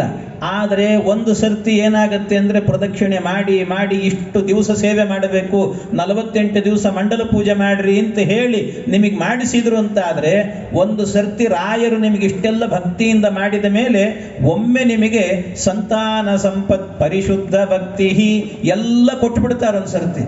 ಆಗ ಅದನ್ನು ಸ್ವೀಕಾರ ಮಾಡ್ತಿರಲ್ಲ. ರಾಯರಲ್ಲಿ ಭಕ್ತಿ ಮಾಡಿದಾಗ ರಾಯರು ಕೊಡ್ತಾರೆ ನಿಮಗೆ ಜೀವನದಲ್ಲಿ, ಆಗ ನಿಮಗೊಂದು ಅನುಭವ ಆಗ್ತದೆ. ಅನುಭವ ಆದ ಮೇಲೆ ಮೊದಲಿಗೆ ರಾಯರಿಗೆ ಪ್ರದಕ್ಷಿಣೆ ಮಾಡಬೇಕಾದ್ರೆ ಏನೋ ಹೇಳಿದ್ದಾರೆ ಮಾಡೋಣ ಅಂತ ಮಾಡ್ತಿರ್ತೀರಿ. ಆಮೇಲೆ ಏನು ಮಾಡ್ತೀರಿ ಅಂದರೆ ಭಕ್ತಿಯಿಂದ ಮಾಡ್ಲಿಕ್ಕೆ ಶುರು ಮಾಡ್ತೀರಿ. ಯಾವಾಗ ಈ ಭಕ್ತಿ ಅನ್ನೋದು ಹುಟ್ಟುತ್ತೆ ಅಂದರೆ ನಿಮ್ಮ ಅನುಭವದಿಂದಲೇ ಈ ಭಕ್ತಿ ಅನ್ನುವಂಥದ್ದು ಹುಟ್ಟೋದು, ಸಾಮಾನ್ಯವಾಗಿ ಹುಟ್ಟೋದಿಲ್ಲ. ಹಾಗಾಗಿ ಜೀವನದಲ್ಲಿ ಅನುಭವ ಅನ್ನುವಂಥದ್ದು ಅತ್ಯಂತ ಪ್ರಮುಖವಾದದ್ದು. ಅದರಿಂದ ಅನುಭವ ಇಲ್ಲದೆ ಜ್ಞಾನ ಎನ್ನುವುದು ಬರಲಿಕ್ಕೆ ಸುತರಾಂ ಸಾಧ್ಯ ಇಲ್ಲ. ಒಮ್ಮೆ ನಮಗೆ ಅನುಭವ ಆಗಬೇಕು, ಆಗ ರಾಯರು ಮಹಾತ್ಮರು ಅನ್ನುವ ಜ್ಞಾನ ಬರ್ತದೆ. ಅದರ ಅನುಭವದ ಹಿನ್ನೆಲೆಯಲ್ಲೇನೆ ಅವರನ್ನು ಮಹಾತ್ಮರು ಅಂತ ನಂಬ್ತೇವೆ ನಾವು. ಹಾಗಾಗಿ ಅನುಭವ ಅನ್ನೋದು ಬಹಳ ಮುಖ್ಯವಾದದ್ದು, ಅದೇ ನಿಜವಾದ ಪಿಲ್ಲರು, ಅದೇ ಮೂಲ ಅಂತ ಇದು ನಮ್ಮ ವಾದವಾಗಿದೆ ಅಂತ ಹೇಳ್ತೇನೆ.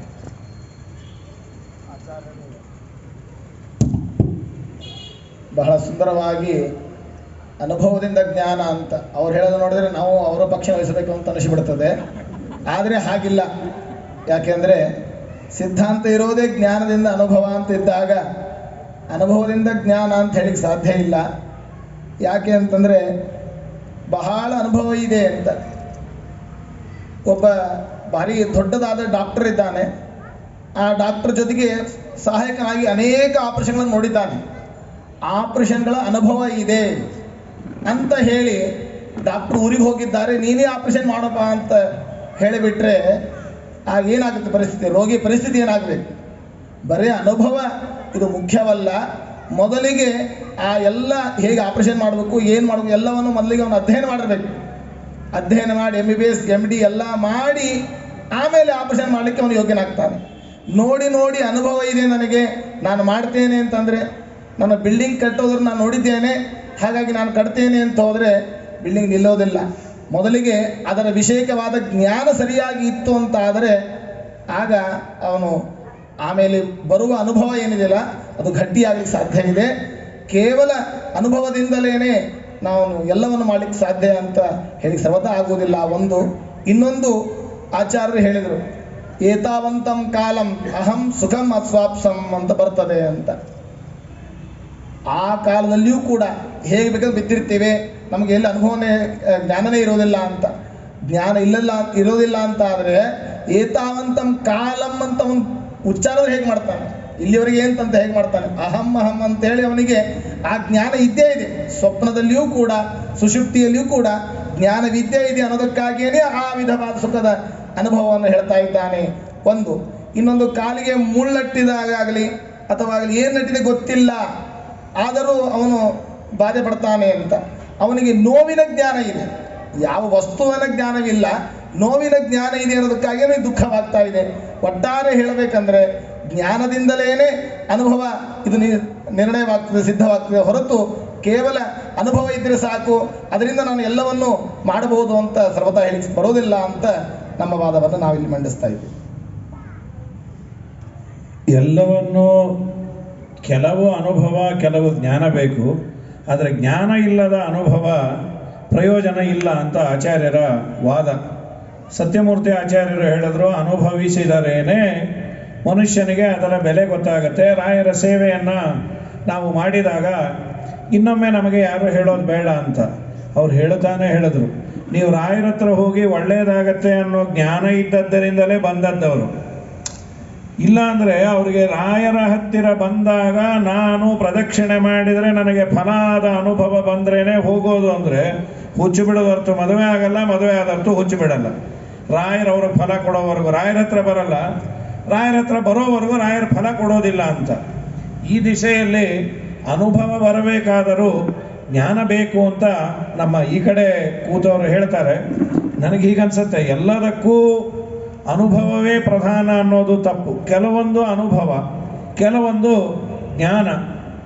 ಹಾಗಾಗಿ ಈ ಕೆಲವೊಂದೆಲ್ಲ ಈಗ ಕಾಫಿ ಚೆನ್ನಾಗಿತ್ತು ಅಂತ ಎಷ್ಟೇ ಒಳ್ಳೆಯ ಜ್ಞಾನ ಮಾಡಿಕೊಂಡ್ರು ಕುಡಿದ ಮೇಲೆ ಗೊತ್ತಾಗೋದು ಕಾಫಿ ಚೆನ್ನಾಗಿದೆಯೋ. ಕಾಫಿ ಹೇಗೆ, ಯಾವುದೋ ಒಬ್ಬ ಕುರುಡನಿಗೆ ಕಾಫಿ ಬಗ್ಗೆ ವಿವರಣೆ ಮಾಡಿದ್ವಿ. ಕಾಫಿ ಅಂದರೆ ಏನು? ಅಪ್ಪ ಡಿಕಾಕ್ಷನ್ಗೆ ಹಾಲು ಹಾಕಬೇಕು. ಅವನು ಹಾಲು ಅಂದರೆ ಏನು ಅಂದ. ಅವ್ರು ಹೇಳಿದ್ರು ಬೆಳ್ಳಗಿರತ್ತಲ್ಲ ಅದು ಅಂತ. ಅದು ಬಿಳಿ ಅಂದರೆ ಏನು? ಕೊಕ್ಕರೆ ಇದ್ದ ಹಾಗಿರತ್ತಲ್ಲ ಅಂದರು. ಕೊಕ್ಕರೆ ಹೇಗಿರುತ್ತೆ ಅಂತ ಅವ್ರು ಇಷ್ಟೆತ್ರ ಕೈ ಮಾಡಿ, ಹೀಗೆ ಕೊಕ್ಕು, ಇಷ್ಟದಪ್ಪ ಹೊಟ್ಟೆ, ಹೀಗೆ ಕಾಲು. ಅವನು ಎದೆ ಹೊಡ್ಕೊಂಡ್ಬಿಟ್ಟು ಇದನ್ನೆಲ್ಲ ಹಾಕಿ ಕೊಡ್ತಾರ ಅಂತ. ಕುಡಿದ ಮೇಲೆ ಅಂದ, ಇದೇನ ದಿನ ಬಸ್ಕೋತೀನಿ ಅಂದ ಅವನು. ಹಾಗಾದರೆ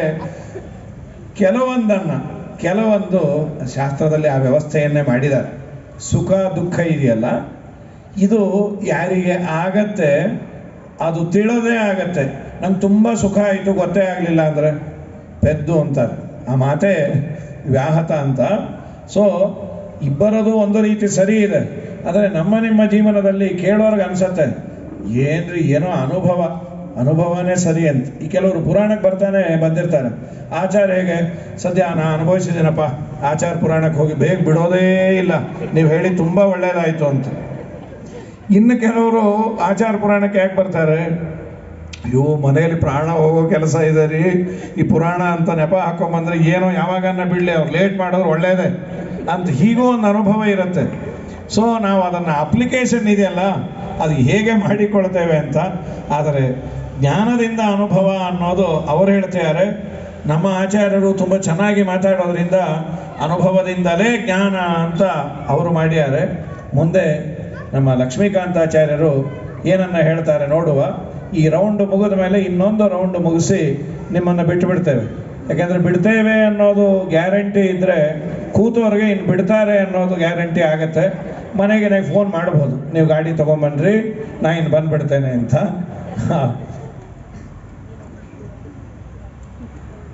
ಸ್ವಲ್ಪ ತುಂಬ ಯಾಕೋ ನಾವು ಇಲ್ಲಿಲ್ಲೇ ಇದ್ದೀವಿ ಅನ್ನಿಸ್ತಾ ಇದೆ. ವಿಷಯ ನಾವು ಇಟ್ಕೊಂಡಿರೋದೇ ಶಾಸ್ತ್ರೀಯವಾದ ವಿಷಯ, ಜ್ಞಾನ, ಅನುಭವ, ಈ ವಿಷಯ ಇಟ್ಕೊಂಡು ನಾವು ಶಾಸ್ತ್ರದ ಕಡೆ ತಲೆನೇ ಹಾಕದೆ ಎಲ್ಲ ನಾವು ನಮ್ಮ ಮನೆ ವಿಷಯ, ನಮ್ಮ ಮಠದ ವಿಷಯ ಇಷ್ಟರಲ್ಲೇ ಮಾತಾಡ್ಕೊಂಡು ಹೋದರೆ ಯಾಕೋ ಅಷ್ಟು ಕಂಪ್ಲೀಟ್ ಆಗುತ್ತೆ ಅಂತ ಅನ್ನಿಸ್ತಾ ಇಲ್ಲ. ಅದಕ್ಕೆ ಮಹಾಭಾರತಕ್ಕೆ ಹೋಗೋಣ. ಮಹಾಭಾರತದ ಮೋಕ್ಷ ಧರ್ಮ ಪರ್ವದಲ್ಲಿ, ಶಾಂತಿ ಪರ್ವದ ಉಪಪರ್ವ ಮೋಕ್ಷ ಧರ್ಮ ಪರ್ವದಲ್ಲಿ ಇಂದ್ರ ಒಂದು ನರಿಯಾಗಿ ಬರ್ತಾನೆ. ಒಬ್ಬ ಬ್ರಾಹ್ಮಣನಿಗೆ ಬುದ್ಧಿ ಹೇಳೋದಕ್ಕೆ ಅಂತ ತಾನೊಂದು ನರಿ ವೇಷ ತಗೊಂಡು ಬರ್ತಾನೆ. ನರಿ ವೇಷ ತಗೊಂಡು ಬಂದಾಗ ಅವನ ಬ್ರಾಹ್ಮಣನಿಗೇನೋ ಒಂದು ಇನ್ಫೀರಿಯಾರಿಟಿ ಕಾಂಪ್ಲೆಕ್ಸು. ನಾನು ಬಡವ, ನನ್ನ ಹತ್ರ ದುಡ್ಡಿಲ್ಲ, ಅದಕ್ಕೆ ಎಲ್ಲರೂ ನನ್ನ ತುಳಿತಾರೆ, ಹಾಗೆ ಹೀಗೆ ಅಂತ ಏನೋ ಒಂದು ಅವನೊಂದು ಚಿಂತನೆಯಲ್ಲಿರ್ತಾನೆ. ಅವನಿಗೆ ಬುದ್ಧಿ ಹೇಳಕ್ಕೆ ಬಂದಾಗ ಇಂದ್ರ ನರಿಯಾಗಿ ಬಂದು ಒಂದಿಷ್ಟು ಮಾತುಗಳನ್ನು ಹೇಳ್ತಾನೆ. ನೋಡು, ಒಂದು ಪಕ್ಷಿ ಇದೆ, ಗುರ್ರ ಪಕ್ಷಿ ಅಂತ, ಯಾವತ್ತಾದ್ರು ತಿನ್ನಬೇಕು ಅನಿಸಿದ್ಯಾ ನಿಂಗೆ? ಇಲ್ಲ ಅಂತ. ನಾವು ಕುಡಿಬೇಕು ಅನಿಸಿದ್ಯಾ ನಿಂಗೆ ಅಂತ ಕೇಳ್ತಾನೆ. ಇದು ಯಾಕೆ ಕೇಳ್ತಾ ಇದೆ ಈ ನರಿ ಅಂತ ಅರ್ಥ ಆಗಲ್ಲ. ಮೊದಲನೇದಾಗಿ ಒಂದು ನರಿ ಬಂದು ಮಾತಾಡ್ತಾ ಇದೆ ಅಂದ್ರೇ ವಿಚಿತ್ರ, ಅಂಥದ್ರಲ್ಲಿ ನರಿ ಇಂಥ ಅಡ್ಡಾದಿಡ್ಡಿ ಪ್ರಶ್ನೆ ಮಾಡ್ತಾ ಇದೆ. ಬೇರೆ ಕುಡಿಬೇಕು ಅನ್ಸತ್ತಾ, ತಿಂದಬೇಕು ಅನ್ಸತ್ತಾ? ಇಲ್ಲ ಅಂದ ಅವನು. ಅದಕ್ಕೆ ಆ ನರಿ ಹೇಳ್ತು, ಯಾಕೆ ಅನ್ಸಲ್ಲ ಗೊತ್ತಾ ನಿಂಗೆ? ನಿನಗದ್ರ ಅನುಭವ ಇಲ್ಲ, ನೀನು ಯಾವತ್ತೂ ಅದನ್ನು ತಿಂದಿಲ್ಲ ಅಲ್ವಾ? ನಿನಗೆ ಅನುಭವ ಇಲ್ಲದೆ ಇರೋದಕ್ಕೆ ನಿನಗದ್ರ ಮೇಲೆ ಆಸೆ ಬರ್ತಾ ಇಲ್ಲ. ಒಂದು ವೇಳೆ ನೀನು ಒಂದು ಸಲ ಅದನ್ನು ಅನುಭವಿಸಿದಿ ಅಂದರೆ ಮತ್ತೆ ಮತ್ತೆ ತಗೋತಾ ಇರಬೇಕು ತೀರ್ಥ ಅನ್ಸತ್ತೆ ಅಲ್ವಾ? ಹಾಗಾದರೆ ಅನುಭವ ಒಮ್ಮೆ ಬರೋದಷ್ಟೇ ಬಾಕಿ ಇರುತ್ತೆ. ಆಮೇಲೆ ನಿಮಗೆ ಅದಕ್ಕೆ ಸಂಬಂಧಪಟ್ಟಂತೆ ಜ್ಞಾನ ಬೆಳೆಯುತ್ತೆ, ಮತ್ತೊಂದು ಬೆಳೆಯುತ್ತೆ, ಮಗದೊಂದು ಬೆಳೆಯುತ್ತೆ. ನಿಮಗಲ್ಲಿ ಒಂದು ಪ್ರವೃತ್ತಿ ಹುಟ್ಟಬೇಕು ಅಂದರೆ ಆ ವಿಷಯದಲ್ಲಿ ಒಂದು ಅನುಭವ ಬರಬೇಕು ಅಂತ ಇಂದ್ರನೇ ಆ ಬ್ರಾಹ್ಮಣನಿಗೆ ತೋರಿಸಿದ ದೃಷ್ಟಾಂತ ಇದು. ಹಾಗೆ ನೀನಿವತ್ತು ನಿನ್ನ ಹತ್ರ ದುಡ್ಡಿಲ್ಲ ಅಂತ ತಲೆಯಲ್ಲಿ ಇಟ್ಕೊಂಡು ಕೂತಿದ್ಯಲ್ಲ, ಆದರೆ ಒಂದ್ಸಲಿ ದುಡ್ಡಿನ ರುಚಿ ಹತ್ತಿತು ಅಂದರೆ ಎಷ್ಟಾದರೂ ನಿನಗೆ ಸಮಾಧಾನ ಆಗಲ್ಲ. ನಿನಗೆ ದುಡ್ಡಿನ ರುಚಿ ಇಲ್ಲದೆ ಇರೋದಕ್ಕೆ ಇದೇ ನೀನು ಚೆನ್ನಾಗಿದೆ ಅಂತ ಅನ್ಕೋ, ಅದೇ ಚೆನ್ನಾಗಿರೋದು ಕೂಡ. ಅದಕ್ಕೋಸ್ಕರ ಈ ಕಥೆ ಯಾಕೆ ಬಂತು ಒಟ್ಟಾರೆ ಅಂತಂದರೆ, ಅನುಭವ ಬರೋ ತನಕ ಎಲ್ಲವೂ ಕೂಡ ನಮಗೆ ದೂರವೇ. ಒಂದ್ಸಲಿ ಅನುಭವ ಬಂದರೆ ಅದರಿಂದ ಜ್ಞಾನವೂ ಬೆಳೆಯುತ್ತೆ, ಆಸೆ ಬೆಳೆಯುತ್ತೆ, ಎಲ್ಲವೂ ಅದರಿಂದ ಮುಂದೆ ಬೆಳೀತಾ ಹೋಗುತ್ತೆ. ಹಾಗಿದ್ದಾಗ ನಮಗೆ ನಿಜವಾಗಲೂ ಮೊದಲು ಬರಬೇಕಾಗಿರೋದು ಅನುಭವ. ಇನ್ನೊಂದು ಕ್ಲಾರಿಟಿ ಕೊಡೋದಕ್ಕೆ ಇಷ್ಟಪಡ್ತೀನಿ. ನಾವಿಲ್ಲಿ ಜ್ಞಾನ ಬೇಡವೇ ಬೇಡ ಅಂತ ಹೇಳಕ್ಕೆ ಹೊರಟಿಲ್ಲ. ಯಾಕೆ? ಅನುಭವ ಬಂದಮೇಲೆ ಜ್ಞಾನ ಬರಲೇಬೇಕು, ಬೇಕೇ ಬೇಕು ಜ್ಞಾನ. ಜ್ಞಾನವಿಲ್ಲದ ಅನುಭವದ ಬಗ್ಗೆ ನಾವು ಮಾತಾಡ್ತಾ ಇಲ್ಲ. ಮೊದಲು ಬೇಕಾಗಿರೋದು ಅನುಭವ ಅಂತ ಅಷ್ಟೇ ಹೇಳ್ತಾ ಇರೋದು. ಮೊದಲು ಅನುಭವ ಬೇಕು. ಈಗ ನೋಡಿ, ಹಿಂದಿನ ದೃಷ್ಟಾಂತಗಳೆಲ್ಲವನ್ನ ನೋಡಿದಾಗಲೇ ನಮಗೊಂದು ಸ್ಪಷ್ಟ ಆಗುತ್ತೆ, ಅನುಭವ ಇದ್ದ ಮೇಲೆ ಜ್ಞಾನಕ್ಕೊಂದು ಮಹತ್ವ ಅಲ್ವಾ? ಆಚಾರ ಹೇಳಿದ್ರು, ನಮ್ಮ ಎದುರಾಳಿಗಳು ಹೇಳಿದ್ರು ಕೂಡ ಅನುಭವ ಇದ್ದು ನಂತರದ ಜ್ಞಾನಕ್ಕೊಂದು ಬೆಲೆ ಇರುತ್ತೆ. ಕೆಲಸ ಹುಡ್ಕೊಂಡು ಹೋದಾಗ ಮೊದಲು 10,000 ಕೆಲಸ ಕೊಡ್ತಾರೆ. ಯಾಕೆ? ಸ್ಟಾರ್ಟರ್ಸು. ಅದೇ ಮುಂದೆ ಹೋಗ್ತಾ ಅವನಿಗೆ ಬೆಲೆ ಬಂತು. ಯಾಕೆ ಬಂತು? ಅನುಭವ ಇರೋದಕ್ಕೆ ಬಂತು. ಅವನು ಎಷ್ಟು ಓದಿದ್ದ ಅನ್ನೋದ್ರಲ್ಲಿ ಏನು ವ್ಯತ್ಯಾಸ ಆಗಲಿಲ್ಲ, ಅನುಭವಕ್ಕಿಂತ ವ್ಯತ್ಯಾಸ ಬಂತಲ್ವಾ? ಹಾಗಾದರೆ ಲೋಕದಲ್ಲೂ ಕೂಡ ನಾವು ನೋಡುವಂತಹದ್ದು, ಶಾಸ್ತ್ರದಲ್ಲಿ ಕೇಳುವಂತಹದ್ದು, ಅನುಭವಕ್ಕೆ ಹೆಚ್ಚು ಬೆಲೆ ಇದೆ. ಈಗ ನಾವು ಜ್ಞಾನದಿಂದ ಅನುಭವ, ಅನುಭವದಿಂದ ಜ್ಞಾನ ಅನ್ನೋದ್ರಲ್ಲಿ ಫಸ್ಟ್ ಯಾವ್ದು ಬಂತು, ನೆಕ್ಸ್ಟ್ ಯಾವ್ದು ಬಂತು ಅನ್ನೋದ್ರ ಜೊತೆಗೆ ಯಾವುದಕ್ಕೆ ಹೆಚ್ಚು ನಾವು ವ್ಯಾಲ್ಯೂ ಕೊಡ್ತಾ ಇದ್ದೀವಿ ಅನ್ನೋದನ್ನ ಗಮನದಲ್ಲಿ ಇಟ್ಕೊಂಡು ಮಾತಾಡ್ತಾ ಇರೋದ್ರಿಂದ ಅನುಭವಕ್ಕೆ ಹೆಚ್ಚು ಬೆಲೆ ಇದೆ. ಆ ಅನುಭವದಿಂದ ಬಂದ ಜ್ಞಾನಕ್ಕೆ ಹೆಚ್ಚಿನ ಬೆಲೆ ಹೊರತು ಕೇವಲ ಶುದ್ಧ ಜ್ಞಾನಕ್ಕೆ ಹೆಚ್ಚೇನು ವ್ಯಾಲ್ಯೂ ಇಲ್ಲ ಅನ್ನೋದನ್ನ ನಾವು ಲೋಕದಲ್ಲಿ ಕಾಣ್ತೀವಿ. ಶಾಸ್ತ್ರದಲ್ಲೂ ಇದೇ ಮಾತುಗಳನ್ನು ಕೇಳ್ತೀವಿ. ಹಾಗಾಗಿ ಅನುಭವದಿಂದ ಜ್ಞಾನ, ಅನುಭವಕ್ಕೆ ಹೆಚ್ಚಿನ ಮಹತ್ವವನ್ನು ಕೊಡಬೇಕು ಅನ್ನೋದು ನಮ್ಮ ಅಭಿಪ್ರಾಯ.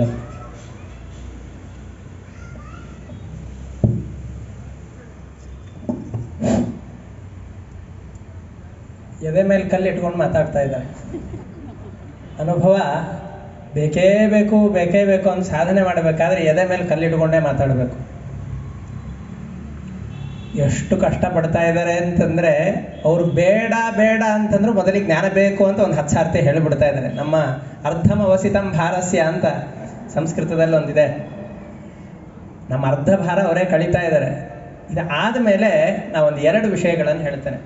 ನಮ್ಮ ಗುರುಗಳು ಸುಧಾಪಾಠವನ್ನು ಮಾಡಬೇಕಾದ್ರೆ ಅಲ್ಲಿ ಒಂದು ದೃಷ್ಟಾಂತವನ್ನು ಕೊಟ್ಟಿದ್ದರು. ತುಂಬ ಚೆನ್ನಾಗಿದೆ ಲೌಕಿಕವಾದ ದೃಷ್ಟಾಂತ. ನಮ್ಮ ಗುರುಗಳ ಮಹತ್ವವೇ ಅದು. ಯಾವುದಾದ್ರೂ ತುಂಬ ಗಹನವಾದ ವಿಷಯಗಳನ್ನು ತಿಳಿಸಬೇಕಾದ್ರೆ ಒಂದು ಅದ್ಭುತವಾದ ದೃಷ್ಟಾಂತವನ್ನು ಎಲ್ಲೋ ಓದಿರ್ತಾರೆ, ಅದನ್ನು ಕೊಟ್ಬಿಡ್ತಾರೆ. ಇದು ಅನುಭವದಿಂದ ಬರೋದು. ಈ ಉದಾಹರಣೆಯನ್ನು ಕೊಡಬೇಕು ಅನ್ನೋದು ಅನುಭವದಿಂದ ಬರೋದು. ಕೊಡಬೇಕಾದ ವಿಷಯಗಳನ್ನು ಜ್ಞಾನದಿಂದನೇ ಪಡಿಬೇಕು, ಅದು ಬೇರೆದರಿಂದ ಬರಲಿಕ್ಕೆ ಸಾಧ್ಯ ಇಲ್ಲ. ಅದರಿಂದ ಜ್ಞಾನ ಮೊದಲಿಗೆ ಅಂತ ನಾನು ಹೇಳ್ತಾ ಇದ್ದೇನೆ. ಒಬ್ಬನು ಮಹಾವೈದ್ಯ ಇದ್ದ, ಬಹಳ ದೊಡ್ಡ ವೈದ್ಯ. ಅವನ ಬಳಿಯಲ್ಲಿ ಬಂದು ಏನು ಬೇಕಾದರೂ ಕೂಡ ರೋಗವನ್ನು ತೋರಿಸಿದರೂ ಕ್ಷಣ ಮಾತ್ರದಲ್ಲಿ ಅದಕ್ಕೆ ಔಷಧವನ್ನು ಕೊಟ್ಟು ಪರಿಹಾರ ಮಾಡ್ತಾ ಇದ್ದ. ಅವನ ಮಗನೂ ಕೂಡ ತಂದೆಯ ಮಹತ್ವವನ್ನು ನೋಡಿ ನೋಡಿ ನೋಡಿ ತುಂಬ ಆಶ್ಚರ್ಯಚಕಿತನಾಗಿದ್ದ. ತಂದೆಯ ಅನುಭವದಿಂದ ತಾನು ಕಲಿತಾ ಇದ್ದಾನೆ. ಯಾವ ಜ್ವರ ಬಂದರೆ ಏನಿರತ್ತೆ, ಇದೇನು ಮಾಡಬೇಕು ಅಂತ ನೋಡ್ತಾ ಇದ್ದಾನೆ. ಅನುಭವ.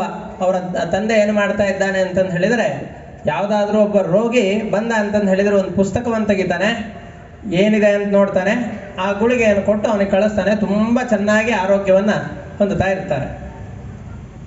ಅಪ್ಪನಿಗೆ ಬಹಳ ಅತಿಯಾದ ಏನೋ ಒಂದು ಕೆಲಸದ ನಿಮಿತ್ತದಿಂದ ಬೇರೆ ಕಡೆ ಹೋಗಬೇಕಾಗಿ ಬಂತು. ಅಪ್ಪ ಮನೆಯಲ್ಲಿಲ್ಲ. ಒಬ್ಬ ಬಹಳ ಜ್ವರದಿಂದ ಬಂದಿದ್ದಾನೆ.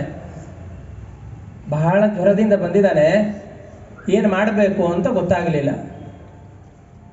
ಅನುಭವ ಇದೆ ಅಲ್ಲ, ತಂದೆ ಏನು ಮಾಡ್ತಾ ಇದ್ರು ಅಂತ ನೋಡಿದ ಅನುಭವ ಇದೆ.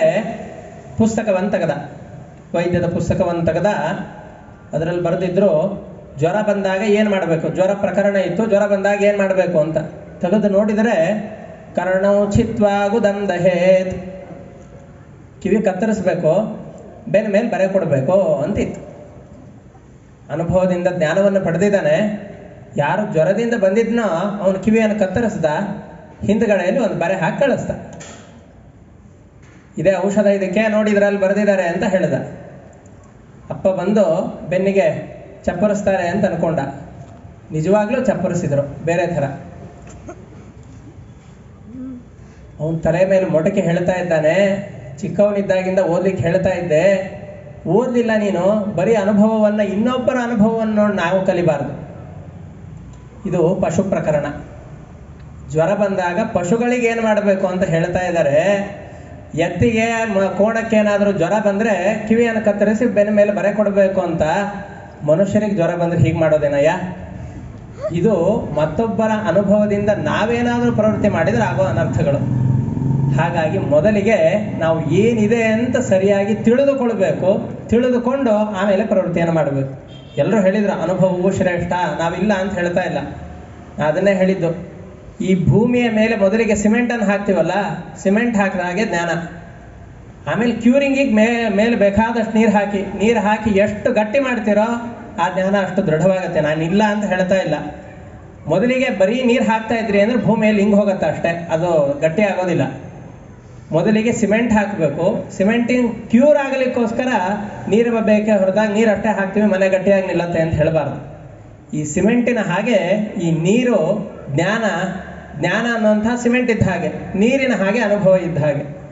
ಅನುಭವದಿಂದ ಆ ಹಾಕಿದಂತಹ ಜ್ಞಾನ ದೃಢವಾಗತ್ತೆ. ನೀವು ಬೀಜವನ್ನೇ ಬಿತ್ತಲಿಲ್ಲ, ನೀರು ಹಾಕ್ತಾ ಇದ್ದೀರಿ ಅಂತಂದರೆ ಸಸ್ಯ ಬೆಳೆಯೋದಿಲ್ಲ. ಜ್ಞಾನ ಬೀಜ ಇದ್ದ ಹಾಗೆ, ನೀರಿನ ಹಾಗೆ ಅನುಭವ. ಬೀಜಕ್ಕೆ ಪೋಷಕವಾಗಿ ನೀರು ಬೇಕೇ ಹೊರತಾಗಿ ಆ ನೀರಷ್ಟೇ ಹಾಕ್ತೇವೆ ಮರ ಬೆಳಿಲಿ ಅಂತಂದರೆ ಬೆಳೆಯೋದಿಲ್ಲ. ಜ್ಞಾನ ಬೀಜದ ಹಾಗೆ. ಜ್ಞಾನವೆಂಬ ಬೀಜವನ್ನು ಬಿತ್ತಿ ಅನುಭವವೆಂಬಂತಹ ನೀರನ್ನು ಹಾಕಿದಾಗ ಆವಾಗ ಮರ ಹೆಮ್ಮರವಾಗತ್ತೆ, ಅದರಿಂದ ಫಲ ಸಿಗತ್ತೆ. ಬರೀ ನೀರು ಹಾಕ್ತೇವೆ ಅಂತಂದು ಹೇಳಿದರೆ ನೀರು ಬರೋದಿಲ್ಲ, ಏನೂ ಇಲ್ಲ. ಮರುಭೂಮಿಯಲ್ಲಿ ನೀರನ್ನು ಹಾಕಿದ ಹಾಗಾಗತ್ತೆ, ಹೊಳೆಯಲ್ಲಿ ಹುಣಸೆ ಹಣ್ಣು ತೊಳೆದ ಹಾಗಾಗತ್ತೆ. ಅದರಿಂದ ಜ್ಞಾನವೇ ಮೊದಲು. ಆ ಜ್ಞಾನದಿಂದ ಅನುಭವ ಬರುತ್ತೆ. ಅನುಭವ ಬಂದ ಮೇಲೆ ಮೊದಲಿಗೆ ಬಂದಂತಹ ಜ್ಞಾನ ಗಟ್ಟಿಯಾಗತ್ತೆ ಹೊರತಾಗಿ ಬರೀ ಅನುಭವ ಅಷ್ಟೇ ಸಾಕು ಅಂತ ಕೂಡಬಾರದು ಅಂತ ನನ್ನ ಮಾತನ್ನು ಹೇಳ್ತಾ ಇದ್ದೇನೆ. ಗುರುಗಳು ಆಚಾರ್ಯರು ಲಕ್ಷ್ಮೀಕಾಂತಾಚಾರ್ಯರು ಅನುಭವನೇ ಬಹಳ ಮುಖ್ಯ. ಕೆಲಸಕ್ಕೆ ಸೇರಿದಾಗ 10,000 ಸಂಬಳ ಕೊಡ್ತಾರೆ ಅಂತ. ಕೆಲಸಕ್ಕೆ ಸೇರೋದೇ ಸರ್ಟಿಫಿಕೇಟ್ ನೋಡಿ. ಏನು ಎಂಜಿನಿಯರ ತಗೋ, ಎಕ್ಸ್ಪೀರಿಯನ್ಸ್ ಆದಮೇಲೆ ಕೊಡ್ತಾರೆ. ಆದರೆ ನೋಡಿ, ಅವರು ಹೇಳಿದ ಮಾತಿನಲ್ಲಿ ಒಂದು ಸಮಸ್ಯೆ ಇದೆ. ಅವನಿಗೆ ಎಕ್ಸ್ಪೀರಿಯನ್ಸ್ ಆಗ್ತಾ ಆಗ್ತಾ ಆಗ್ತಾ ಆಗ್ತಾ ಸ್ಯಾಲ್ರಿ ಜಾಸ್ತಿ ಆಗತ್ತೆ ಅಂತ. ಕೆಲವೊಮ್ಮೆ ಅವನಿಗೆ ಎಷ್ಟೇ ಎಕ್ಸ್ಪೀರಿಯನ್ಸ್ ಇದ್ದರೂ ಅವನನ್ನು ಮನೆಗೂ ಕಳಿಸ್ತಾರೆ. ಹೀಗೆ ಯಾರೋ ಒಬ್ರು ಹೇಳಿದ್ರು, ನಮ್ಮ ಕಾರ್ ಡ್ರೈವರು ತುಂಬ ಎಕ್ಸ್ಪೀರಿಯನ್ಸ್ಡ್, ಸುಮಾರು 45-50 ವರ್ಷ ಎಕ್ಸ್ಪೀರಿಯನ್ಸ್. ಅವನ್ನ ಯಾಕೆ ಬಿಟ್ರಿ ಅಂದರು. ಇತ್ತೀಚೆಗೆ ಅವನಿಗೆ ಮರು ಬಂದಿದೆ, ಏನು ಹೇಳಿದ್ದೇನ ಬರಲ್ವಾ? ಅದೆಲ್ಲ ಬರ್ತಾನೆ ಪಾಪ, ನಮ್ಮನೇಲೇ ಇರ್ತಾನೆ. ಅವನಿಗೆ 120 ಕಿಲೋಮೀಟ್ರ್ ಫಾಸ್ಟಲ್ಲಿ ಹೋಗ್ಬೇಕಾದ್ರೆ ಬ್ರೇಕ್ ಎಲ್ಲಿದೆಯೋ ಮರೆತು ಬಿಡ್ತಾನೆ. ಆ ಭಯ, ಅದಕ್ಕೆ ಅವನನ್ನು ಬಿಡಿಸಿದ್ವಿ. ನೋಡಿ, ನಮ್ಮಲ್ಲಿ ರಿಟೈರ್ ಅಂತ ಕರೀತಾರೆ. ಜ್ಞಾನೇಂದ್ರಿಯಗಳು ಕೆಲಸ ಮಾಡದೇ ಇದ್ದಾಗ ರಿಟೈರ್ ಅಂತ ಮನೆಗೆ ಕಳಿಸ್ತಾರೆ. ಅದೇ ಕರ್ಮೇಂದ್ರಿಯಗಳು ಕೆಲಸ ಮಾಡದೇ ಇದ್ದಾಗ ಅವನ್ನೆಲ್ಲೋ ಕೂಡಿಸಿ ಹ್ಯಾಂಡಿಕ್ಯಾಪ್ ಅಂತ ಏನೋ ಮಾಡ್ತಾರೆ. ಇದನ್ನೂ ಹ್ಯಾಂಡಿಕ್ಯಾಪ್ ಅಂತ, ವಿಕಲಾಂಗರು ಅಂತ ಮಾಡಬಹುದಾದ್ರೆ, ಗಾಡಿ ಓಡಿಸೋವನಿಗೆ ಕಣ್ಣಿಲ್ಲ ಅಂದರೆ ಪ್ರಯೋಜನ ಇಲ್ಲ. ಒಳ್ಳೆ ಉಪನ್ಯಾಸಕ್ಕೆ ಕೇಳಲಿಕ್ಕೆ ಬಂದವರಿಗೆ ಅವ್ರು ಏನು ಆಸ್ವಾದನೆ ಮಾಡ್ತಾ ಇದ್ದಾರೆ ಅಂದರು. ಇಲ್ಲ ಸರ್, ಅವ್ರಿಗೆ ಹುಟ್ಟು ಕಿವುಡು, ಮತ್ತೆ ಯಾಕೆ ತಲೆ ಅಲ್ಲಾಡಿಸ್ತಾ ಇದ್ರು, ಅಭ್ಯಾಸ ಮಾಡ್ಕೊಂಡ್ಬಿಟ್ಟಿದ್ದಾರೆ. ಆದ್ದರಿಂದ ನಮ್ಮ ವಾದಿರಾಜ ಸ್ವಾಮಿಗಳು ಚಮತ್ಕಾರವಾಗಿ ಒಂದು ಮಾತಂತಾರೆ. ಕೃಷ್ಣ ಹಾವಿನ ಮೇಲೆ ನರ್ತನ ಮಾಡ್ದ, ಕಾಲಿಂದಿ ಮರ್ದನ. ಯಾರೋ ಅಂದರು, ಅಲ್ಲ ರೀ, ನರ್ತನ ಮಾಡುವ ಮುಂಚೆ ಕೃಷ್ಣನಿಗೆ ಕಚ್ಚಿದ್ನಂತೆ. ಒಂದ್ಸಲಿ ಕಚ್ಚಿದ್ರೆ 3 ಹಲ್ಲು ಮುರಿದೋಗೋದು.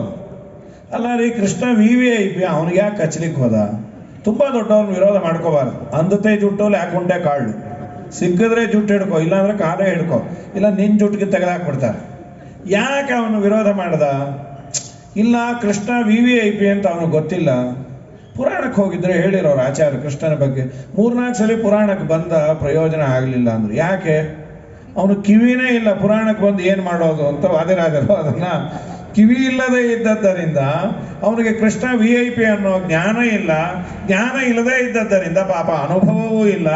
ಆದದ್ದೇನು ಅಂದರೆ ಕಚ್ಚಲಿಕ್ಕೆ ಹೋಗಿ ಹಲ್ಲೇ ಇಲ್ಲದಂತೆ ಆಯಿತು ಅಂತ ವಾದಿರಾಜ ಸ್ವಾಮಿಗಳು ಅದನ್ನು ಯುಕ್ತಿಯುಕ್ತವಾಗಿ ತುಂಬ ಸುಂದರವಾಗಿ ಹೇಳಿ ತೋರಿಸ್ತಾರೆ. ಹಾಗಾಗಿ ಕೇವಲ ಅನುಭವ ಇದೆ ಅಂದಾಕ್ಷಣ್ಯ ಕೆಲಸ ಸಿಗತ್ತೆ, ಅವನಿಗೆ ಪ್ರಮೋಷನ್ ಸಿಗತ್ತೆ ಅಂತಿಲ್ಲ. ತುಂಬ ಅನುಭವ ಆಗ್ತಾ ಆಗ್ತಾ ಯಜಮಾನರಿಗೂ ಅನುಭವ ಬರುತ್ತೆ, ಇನ್ನು ನೀವು ಇಟ್ಕೊಂಡ್ರೆ ನನ್ನ ಬುಡಕ್ಕೆ ಬರುತ್ತೆ ಅಂತ. ಹಾಗಾಗಿ ಅವನನ್ನು ಮೆತ್ತಗೆ ವ್ಯಾಪೃತಿಯನ್ನು ಮಾಡ್ತಾರೆ. ಜ್ಞಾನದಿಂದಲೇ ಅನುಭವ ಅಂತ ಅವ್ರು ನಿರೂಪಣೆ ಮಾಡಿದ್ದಾರೆ.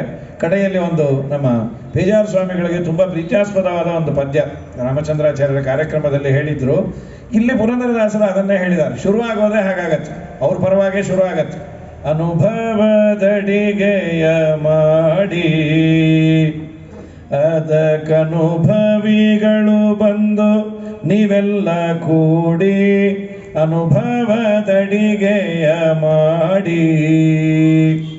ಅಲ್ಲಿ ಮಧ್ಯದ ಒಂದು ಪದ್ಯ, 3 ಪದ್ಯದ್ದು ಮಧ್ಯದ ಪದ್ಯದಲ್ಲಿ ಒಂದು ಮಾತಿದೆ. ವಿರಕ್ತಿ ಎಂಬುವ ಮಡಿಯುಟ್ಟು ಪೂರ್ಣ ಹರಿಭಕ್ತಿ ಎಂಬ ನೀರನ್ನೆಸರಿಟ್ಟು ಅರಿವೆಂಬ ಬೆಂಕಿಯ ಕೊಟ್ಟು ಮಾಯಾ ಮರೆವೆಂಬ ಕಾಟವ ಮುದದಿಂದ ಸುಟ್ಟು ಅನುಭವದಡಿಗೆಯ ಮಾಡಿ. ತುಂಬ ಅದ್ಭುತವಾದ ಮಾತು. ಪುರಂದರದಾಸರಂದರು ನೋಡಿ, ಅಡಿಗೆ ಮಾಡೋದು ಹೇಗೆ ಅನ್ನೋದು ಗೊತ್ತು, ಜ್ಞಾನವೂ ಇದೆ, ಅನುಭವವೂ ಇದೆ, ಎರಡೂ ಇದೆ. ಮುಖ್ಯವಾಗಿ ಬೇಕಾದದ್ದು ಅಕ್ಕಿ, ನೀರು, ಪಾತ್ರೆ ಎಲ್ಲ ಇದೆ. ಆದರೆ ಪ್ರಧಾನವಾಗಿ ಬೇಕಾದದ್ದು ಇಂಧನ. ಉರಿನೇ ಇಲ್ಲ ಅಂದರೆ ಊದಿ ಊದಿ ಊದಿ ಊದಿ ಬಾಯಿ ನೋವು ಬರುತ್ತೆ. ಪುರಂದರದಾಸರು ಅದೇ ಅಂದರು, ವಿರಕ್ತಿ ಎಂಬ ಮಡಿಯನ್ನುಟ್ಟು. ವೈರಾಗ್ಯವೇ ಮಡಿ ಅಂತೆ. ಈಗ ಮಡಿ ಮೇಲೆ ವೈರಾಗ್ಯ ಬಂದಿದೆ, ಚೂರು ಹಿಂದೆ ಮುಂದೆ ಆಗಿದೆ. ಅದು ಮಡಿ ಅಂದರೆ ವೈರಾಗ್ಯ.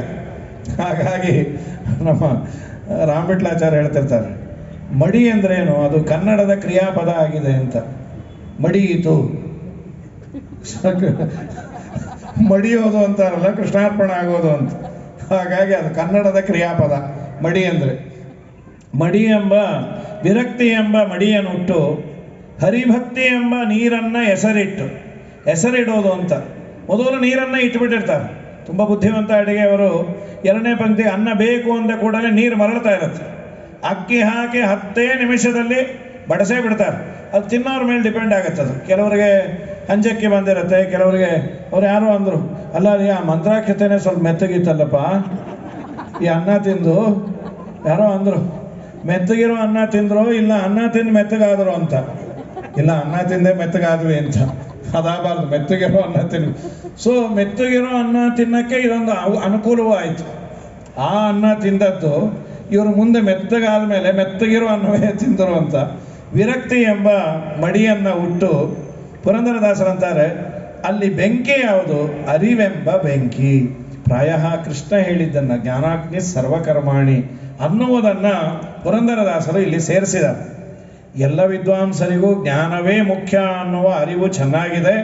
ಆ ಜ್ಞಾನವೇ ಚಂದ ಅನ್ನೋ ಅನುಭವದಿಂದಲೇ ಮಾತಾಡ್ತಾ ಇದ್ದಾರೆ. ಒಬ್ಬರು ಪೂರ್ವಪಕ್ಷ, ಇನ್ನೊಬ್ಬರು ಸಿದ್ಧಾಂತವನ್ನು ಮಾತಾಡಬೇಕು ಅನ್ನುವ ದೃಷ್ಟಿಯಿಂದ ಇದನ್ನು ಮಾತಾಡಿದ್ದಾರೆ. ಕಡೆಯ ಮಾತನ್ನು ಅನುಭವದವರು ಆಡಿ ಆದಮೇಲೆ ಇನ್ನೊಬ್ಬರು ಜ್ಞಾನದ ಬಗ್ಗೆ ಆಡ್ತಾರೆ. ಕಾರ್ಯಕ್ರಮವನ್ನು ಸಮಾಪ್ತಿಯನ್ನು ಮಾಡಿ ಮಂಗಲವನ್ನು ಹಾಡ್ತೇವೆ. ನಿಮ್ಮ ಅನುಭವಕ್ಕೆ ಕುಂದು ತರಲ್ಲ. 8:15 ಇಲ್ಲಿ ಮುಗಿಯುತ್ತೆ ಅನ್ನೋ ಅನುಭವವನ್ನು ಸತ್ಯ ಮಾಡ್ತೇವೆ. ಹರಯೇ ನಮಃ.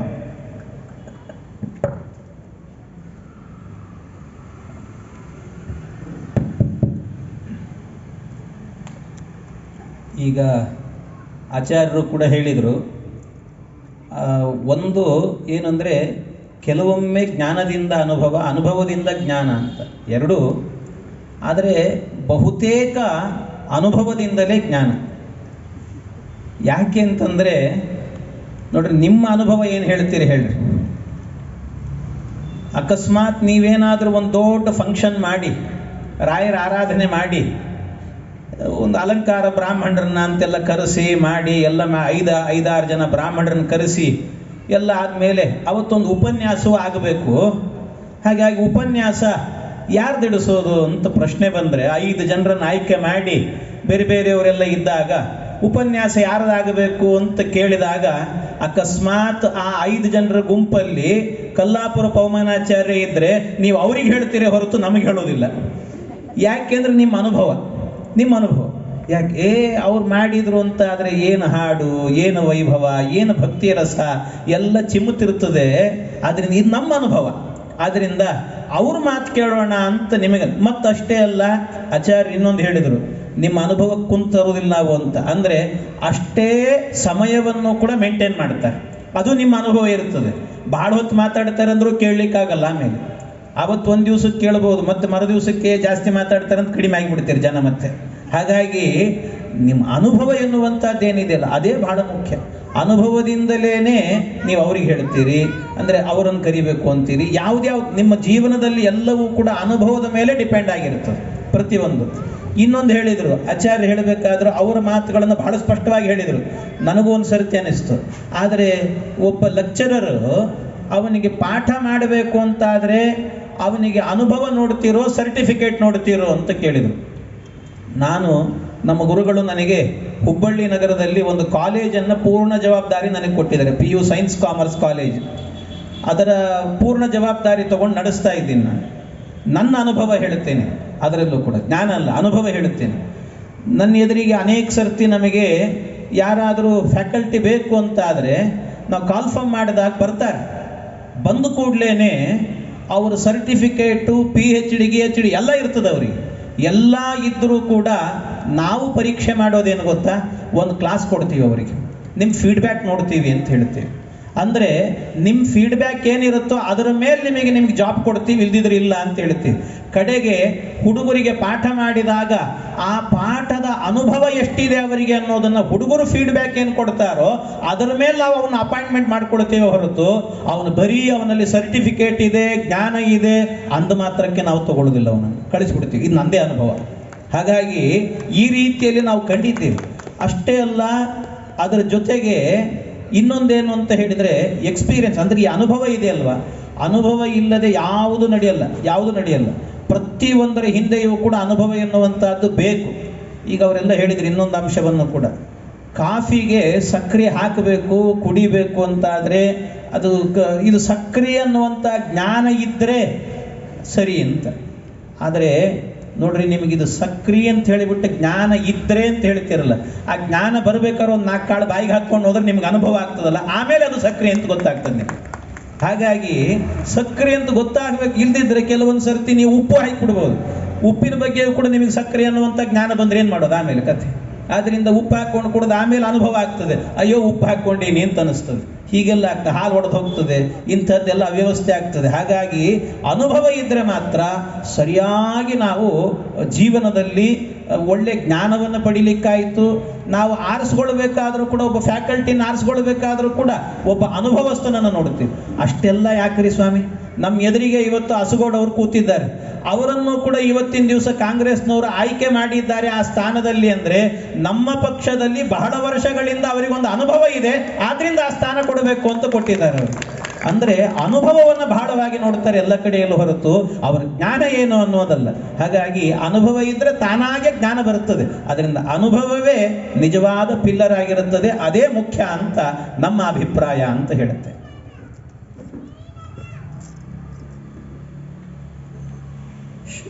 ಕೊನೆಗೆ ಗುರುಗಳು ತುಂಬ, ನಮ್ಮ ಗುರುಗಳ ಎದುರುಗಡೆಯಲ್ಲಿ ಮಾತನಾಡಬೇಕು ಅಂತಂದರೆ ಭಯ, ಆದರೆ ಧೈರ್ಯ ಕೊಟ್ಟಿದ್ದಾರೆ. ಯಾಕೆ ಅಂತಂದರೆ ಪೂರ್ವಪಕ್ಷ ಸಿದ್ಧಾಂತದ ಸಂದರ್ಭದಲ್ಲಿ ಇದಕ್ಕೆ ಅವಕಾಶ ಇದೆ ಅಂತ ಒಂದು ಲೌಕಿಕ ದೃಷ್ಟಾಂತವನ್ನು ಕೊಟ್ಟು ಮತ್ತು ಶಾಸ್ತ್ರೀಯವಾಗಿ ಇದನ್ನ ಉಪಸಂಹಾರ ಮಾಡ್ತೇನೆ.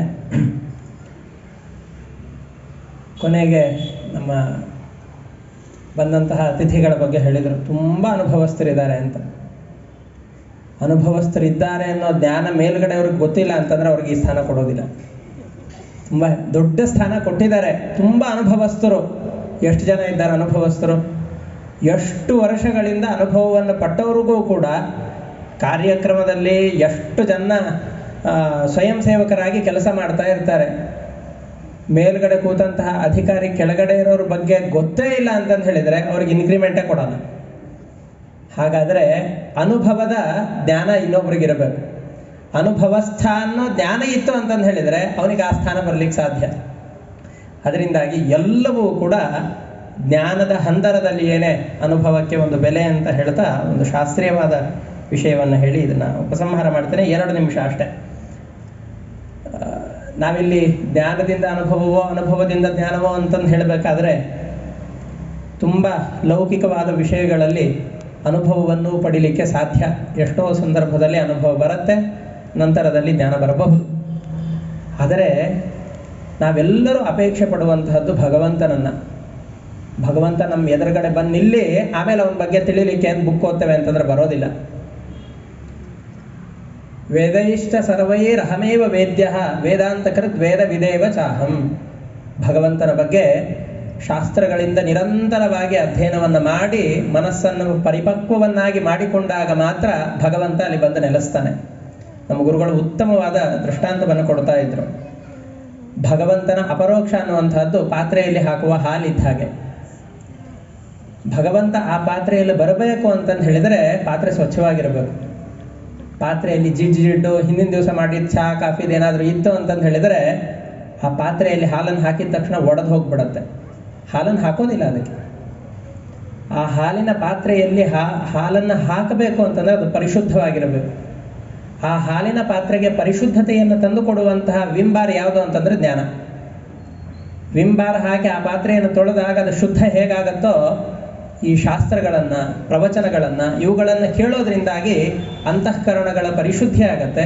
ಪರಿಶುದ್ಧವಾದ ಅಂತಃಕರಣದಲ್ಲಿ ಪರಮಾತ್ಮನೆಂಬಂತಹ ಹಾಲನ್ನು ಹಾಕಿದಾಗ ಆ ಹಾಲು ಆ ಪಾತ್ರೆಯಲ್ಲಿ ಉಳಿಯುತ್ತೆ. ನಮ್ಮ ಮನಸ್ಸೆಂಬಂತಹ ಪಾತ್ರೆಯಲ್ಲಿ ಆ ಭಗವಂತನ ಜ್ಞಾನ ಬರಬೇಕು, ಆ ಭಗವಂತನ ಅನುಭವ ಬರಬೇಕು ಅಂತಂದು ಹೇಳಿದರೆ ಆವಾಗ ಪಾತ್ರೆ ಶುದ್ಧವಾಗಿರಬೇಕು. ಶುದ್ಧವಾದ ಪಾತ್ರೆಯನ್ನು ಮಾಡಲಿಕ್ಕಿರುವ ಒಂದೇ ಒಂದು ಸಾಧನ ಧ್ಯಾನ. ಕರ್ಮಣ ತ್ವಧಮ ಪ್ರೋಕ್ತ ಪ್ರಸಾದ ಶ್ರವಣಾದಿಭಿ ಮಧ್ಯಮೋ ಜ್ಞಾನ ಸಂಪತ್ಯ ಪ್ರಸಾದಸ್ತು ಉತ್ತಮೋ ಮತಃ ಅಂತ ನಾವು ಮಾಡುವ ಕರ್ಮಗಳು ಇವೆಲ್ಲವೂ ಕೂಡ ಕಡಿಮೆ. ಜ್ಞಾನ ಬಂದೇನೆ ಉತ್ತಮವಾದಂತಹ ಮಾರ್ಗ. ತಮೇವೈಕಂ ಜಾನಥ ಅನ್ಯಾವಾಚೋ ವಿಮುಂಚಥ. ಪರಮಾತ್ಮನೊಬ್ಬನನ್ನು ತಿಳಿರಿ. ಎಷ್ಟೇ ಕೆಲಸಗಳಿದ್ರಿ, ಏನು ಕೆಲಸಗಳಿದ್ರು ಎಲ್ಲ ಕೆಲಸಗಳನ್ನು ಬಿಟ್ಟು ಭಗವಂತನನ್ನು ಅರಿಯಿರಿ ಅಂತ ಎಲ್ಲ ನಮ್ಮ ಶಾಸ್ತ್ರಗಳ ಸಿದ್ಧಾಂತ, ನಮ್ಮ ಗುರುಗಳು ಹೇಳಿಕೊಟ್ಟಂತಹ ಪಾಠ. ಈ ಜ್ಞಾನದಿಂದಾಗಿ ನಾನು ಹೇಳ್ತಾ ಇದ್ದೇನೆ, ಜ್ಞಾನದಿಂದಲೇ ಅನುಭವ ಭಗವಂತನದ್ದು ಬರುತ್ತೆ.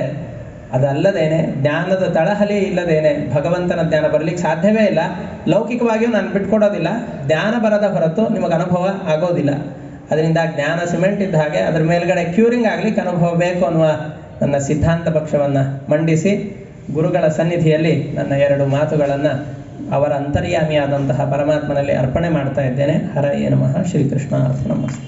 ಸುಂದರವಾಗಿ ಕಾರ್ಯಕ್ರಮವನ್ನು ನಡೆಸಿಕೊಟ್ಟ ಎಲ್ಲ ವಿದ್ವಾಂಸರ ಅಡಿದಾವರೆಗಳಲ್ಲಿ ನಮಿಸಿ, ವಿಶೇಷವಾಗಿ ನಮ್ಮ ಸತ್ಯಮೂರ್ತಿ ಆಚಾರ್ಯರು ಅಭಿಮಾನದಿಂದ ಅನೇಕ ಮಾತುಗಳನ್ನು ಆಡಿದ್ದಾರೆ. ಅಷ್ಟಕ್ಕೆ ನಾವು ಸರ್ವಥಾ ಅರ್ಹರಲ್ಲ.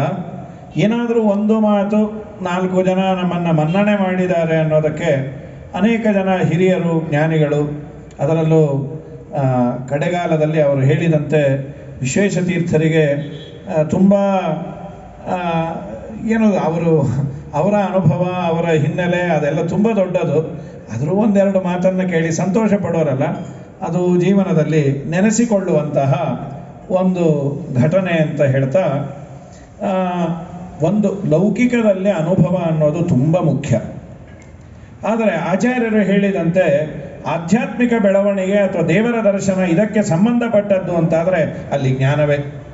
ಇವತ್ತು ನಾವು ವಾದಿರಾಜರದು, ವ್ಯಾಸರಾಜರದು ಅಥವಾ ಸುಧೀಂದ್ರ ಸ್ವಾಮಿಗಳ ಆರಾಧನೆಯನ್ನು ಮಾಡ್ತಾ ಇದ್ದೇವೆ ಅಂದರೆ ಏನಂತೀರಿ ನೀವು? ರಾಘವೇಂದ್ರ ಸ್ವಾಮಿಗಳು ಜ್ಞಾನಿಗಳು, ಆದ್ದರಿಂದ ಆರಾಧನೆ. ರಾಘವೇಂದ್ರ ಸ್ವಾಮಿಗಳು ತುಂಬ ಅನುಭವರಿ, ಅವರಿಗೆ ಆರಾಧನೆ ಮಾಡಿಸ್ಕೊಂಡು ಅದಕ್ಕೆ ಬರ್ತಿದ್ದೀವಿ ಅಂತ ಯಾರಾದರೂ ಅಂತಾರ?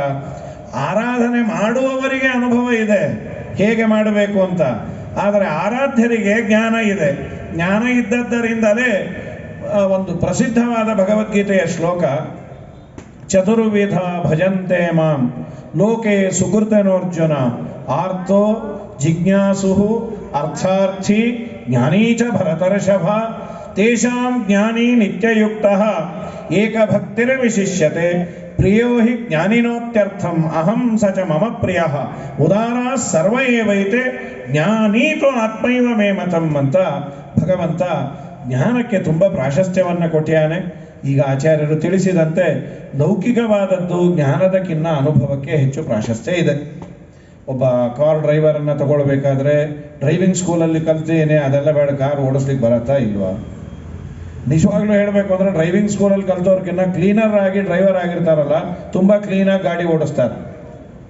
ಹಾಗಾಗಿ ಎಕ್ಸ್ಪೀರಿಯನ್ಸ್ ಇದೆಯಲ್ಲ ಅದು ತುಂಬ.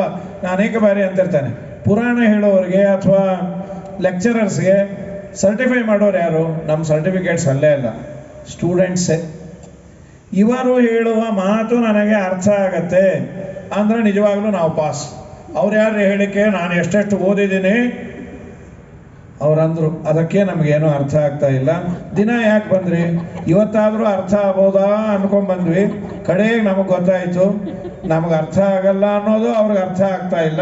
ಆದ್ದರಿಂದ ನಾವೇ ಈ ಅನರ್ಥ ಮಾಡ್ಕೊಂಬೋದು ಬೇಡ ಅಂತ ಹೋದ್ವಿ ಅಂತ. ಅದರಂತೆ ಲೌಕಿಕವಾದದ್ದು. ಆದರೆ ಆಧ್ಯಾತ್ಮಿಕವಾಗಿ ಬೆಳಿಬೇಕಾದ್ರೆ ದೇವರ ಅನುಗ್ರಹಕ್ಕೆ ಅದು ಜ್ಞಾನವೇ ಅಂತ ಅವರು ಓದಿದ್ದಾರೆ.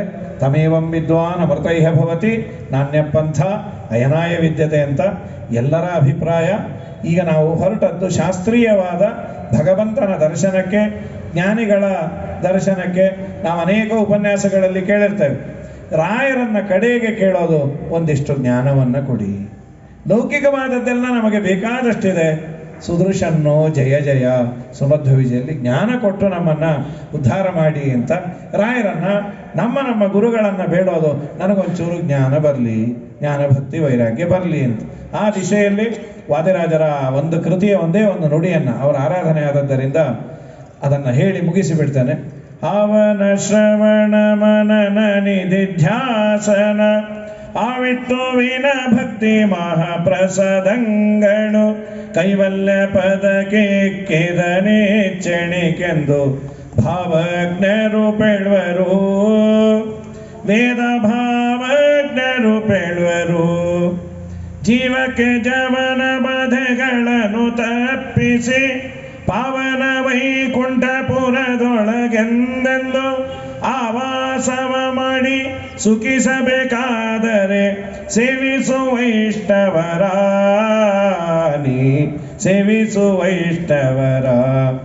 ನಾರಾಯಣನ ನೆನೆ ಮನವೇ ನಾರಾಯಣನ ನೆನೆ. ಇದು ವಾದಿರಾಜರು. ದೇವರನ್ನು ಕಾಣಬೇಕಾದರೆ ದೇವರವರೆಗೂ ಬೇಡ, ಯಮಧರ್ಮರಾಜನ ಕಾಟ ತಪ್ಪಿಸ್ಕೋಬೇಕಾದ್ರೆ ದೇವರ ಬಗ್ಗೆ ಕೇಳು, ದೇವರ ಜ್ಞಾನ ಸಂಪಾದನೆ ಮಾಡು ಅಂತ, ಆಮೇಲೆ ಅನುಭವಿಸು ಅಂತಾನು ಹೇಳಿದ್ದಾರೆ. ಇವತ್ತಿನ ಈ ಒಂದು ಕಾರ್ಯಕ್ರಮವನ್ನು ನಡೆಸಿಕೊಟ್ಟ ವಿದ್ವಾಂಸರಿಗೆ ನಮಿಸಿ, ಕುಳಿತ ನಿಮಗೆಲ್ಲ ಅಭಿನಂದಿಸಿ, ನೀವೆಲ್ಲ ಕೂತಿದ್ದಕ್ಕೆ ಕಾರ್ಯಕ್ರಮ ಚೆನ್ನಾಗಾಯಿತು. ವಿಶೇಷವಾಗಿ ಮೆರಗು ಕೊಟ್ಟಂತೆ ನಮ್ಮ ಅಸಗೋಡು ಜಯಸಿಂಹ ದಂಪತಿಗಳು ಸಾಮಾನ್ಯವಾಗಿ ಅವ್ರ ಕೆಲಸ ಆದಮೇಲೆ ಹೊರಟು ಬಿಡ್ತಾರೆ. 108 ಕಾರಬಾರ ಇರುತ್ತೆ ಅವರು, ತುಂಬ ಅವರು ಸಿಗೋದೇ ಅಪರೂಪ. ಆದರೂ ಭಗವಂತನ ವಾರ್ತೆಯನ್ನು ಕೇಳುವ ಅನ್ನುವ ಆ ಸಜ್ಜನಿಕೆ ಸೌಜನ್ಯ ಅವರ ಜೀನ್ಸಲ್ಲೇ ಬಂದಿರೋದ್ರಿಂದ ಅವರು ಇಷ್ಟೊತ್ತರೆಗೂ ಕೂತು ಸಭೆಗೆ ಮೆರಗನ್ನು ತಂದಿದ್ದಾರೆ. ಅವರಿಗೆ ಅಭಿನಂದನೆಗಳು.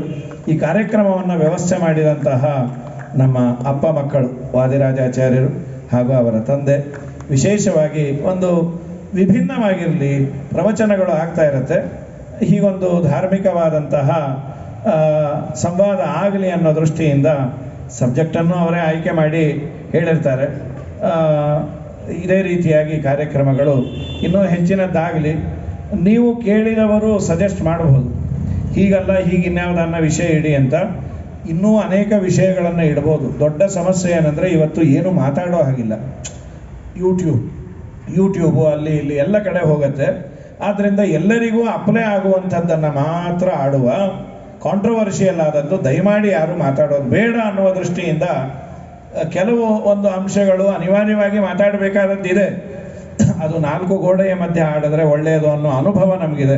ಯಾಕೆಂದರೆ ಒಂದೆರಡು ಆಡಿ ನಾವು 4 ಗೋಡೆ ಮಧ್ಯಾಹ್ನ ಇರೋ ಪರಿಸ್ಥಿತಿ ಬಂದಿತ್ತು. ಆದ್ದರಿಂದ ಬೇಡ ಅನ್ನುವ ಅನುಭವ ಇದ್ದದ್ದರಿಂದ ಆ ವಿಷಯ ನೀವು ಕೇಳಬಹುದು. ಇನ್ನೂ ಬೇಕಾದಷ್ಟು ಮಾತಾಡೋಕ್ಕೆ ವಿಷಯ ಇದೆಯಲ್ಲ, ಇದನ್ನೇ ಯಾಕೆ ತಗೊಂಡ್ರು ಅಂತ ನಾವು ಮತ್ತೆ ಮಾತಾಡಬೇಕು ಅನ್ನೋ ಬಯಕೆ ಇದ್ದದ್ದರಿಂದ ಇದನ್ನೇ ತೆಗೆದುಕೊಂಡಿರೋದು. ಇದೇ ಮಾತು ಮಂಗಲ ಆಗಬಾರದು ಅಂತ ಬಂದ ನಿಮಗೆಲ್ಲ ಅಭಿನಂದನೆಗಳು. ವ್ಯವಸ್ಥೆ ಮಾಡಿದಂತಹ ವಾದಿರಾಜ ಕುಟುಂಬ ಅವರಿಗೆ ವಿಶೇಷವಾಗಿ ಭಗವಂತ ಅನುಗ್ರಹಿಸಲಿ ಅಂತ ಹೇಳ್ತಾ 2 ಮಾತನ್ನು ಸಮರ್ಪಣೆ ಮಾಡ್ತೇವೆ. ಹರಯೇ ನಮಃ. ಶ್ರೀಕೃಷ್ಣಾರ್ಪಣಮಸ್ತು.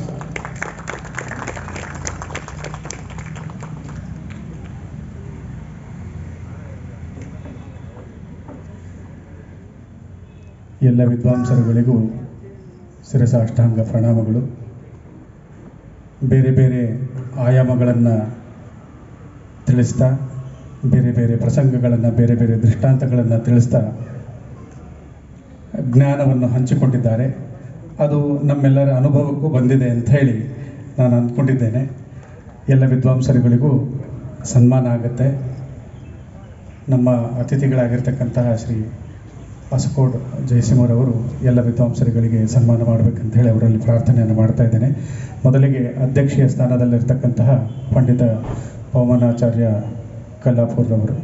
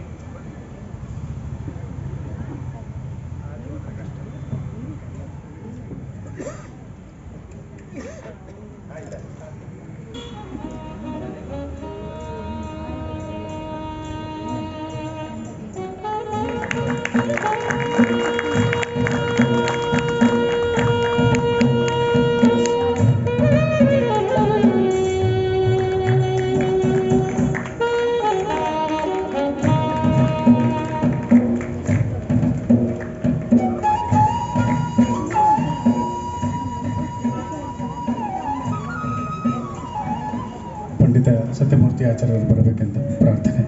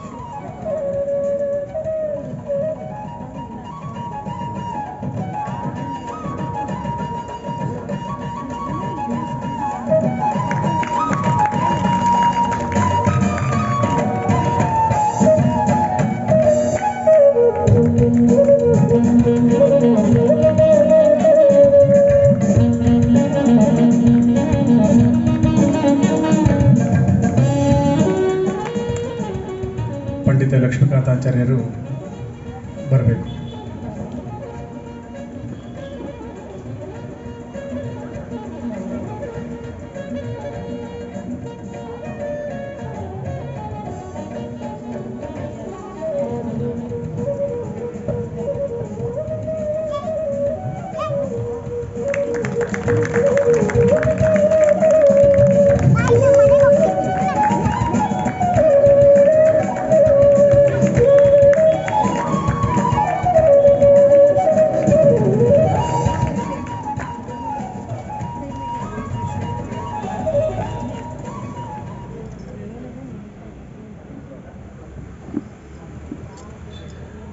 ಧನ್ಯವಾದಗಳು.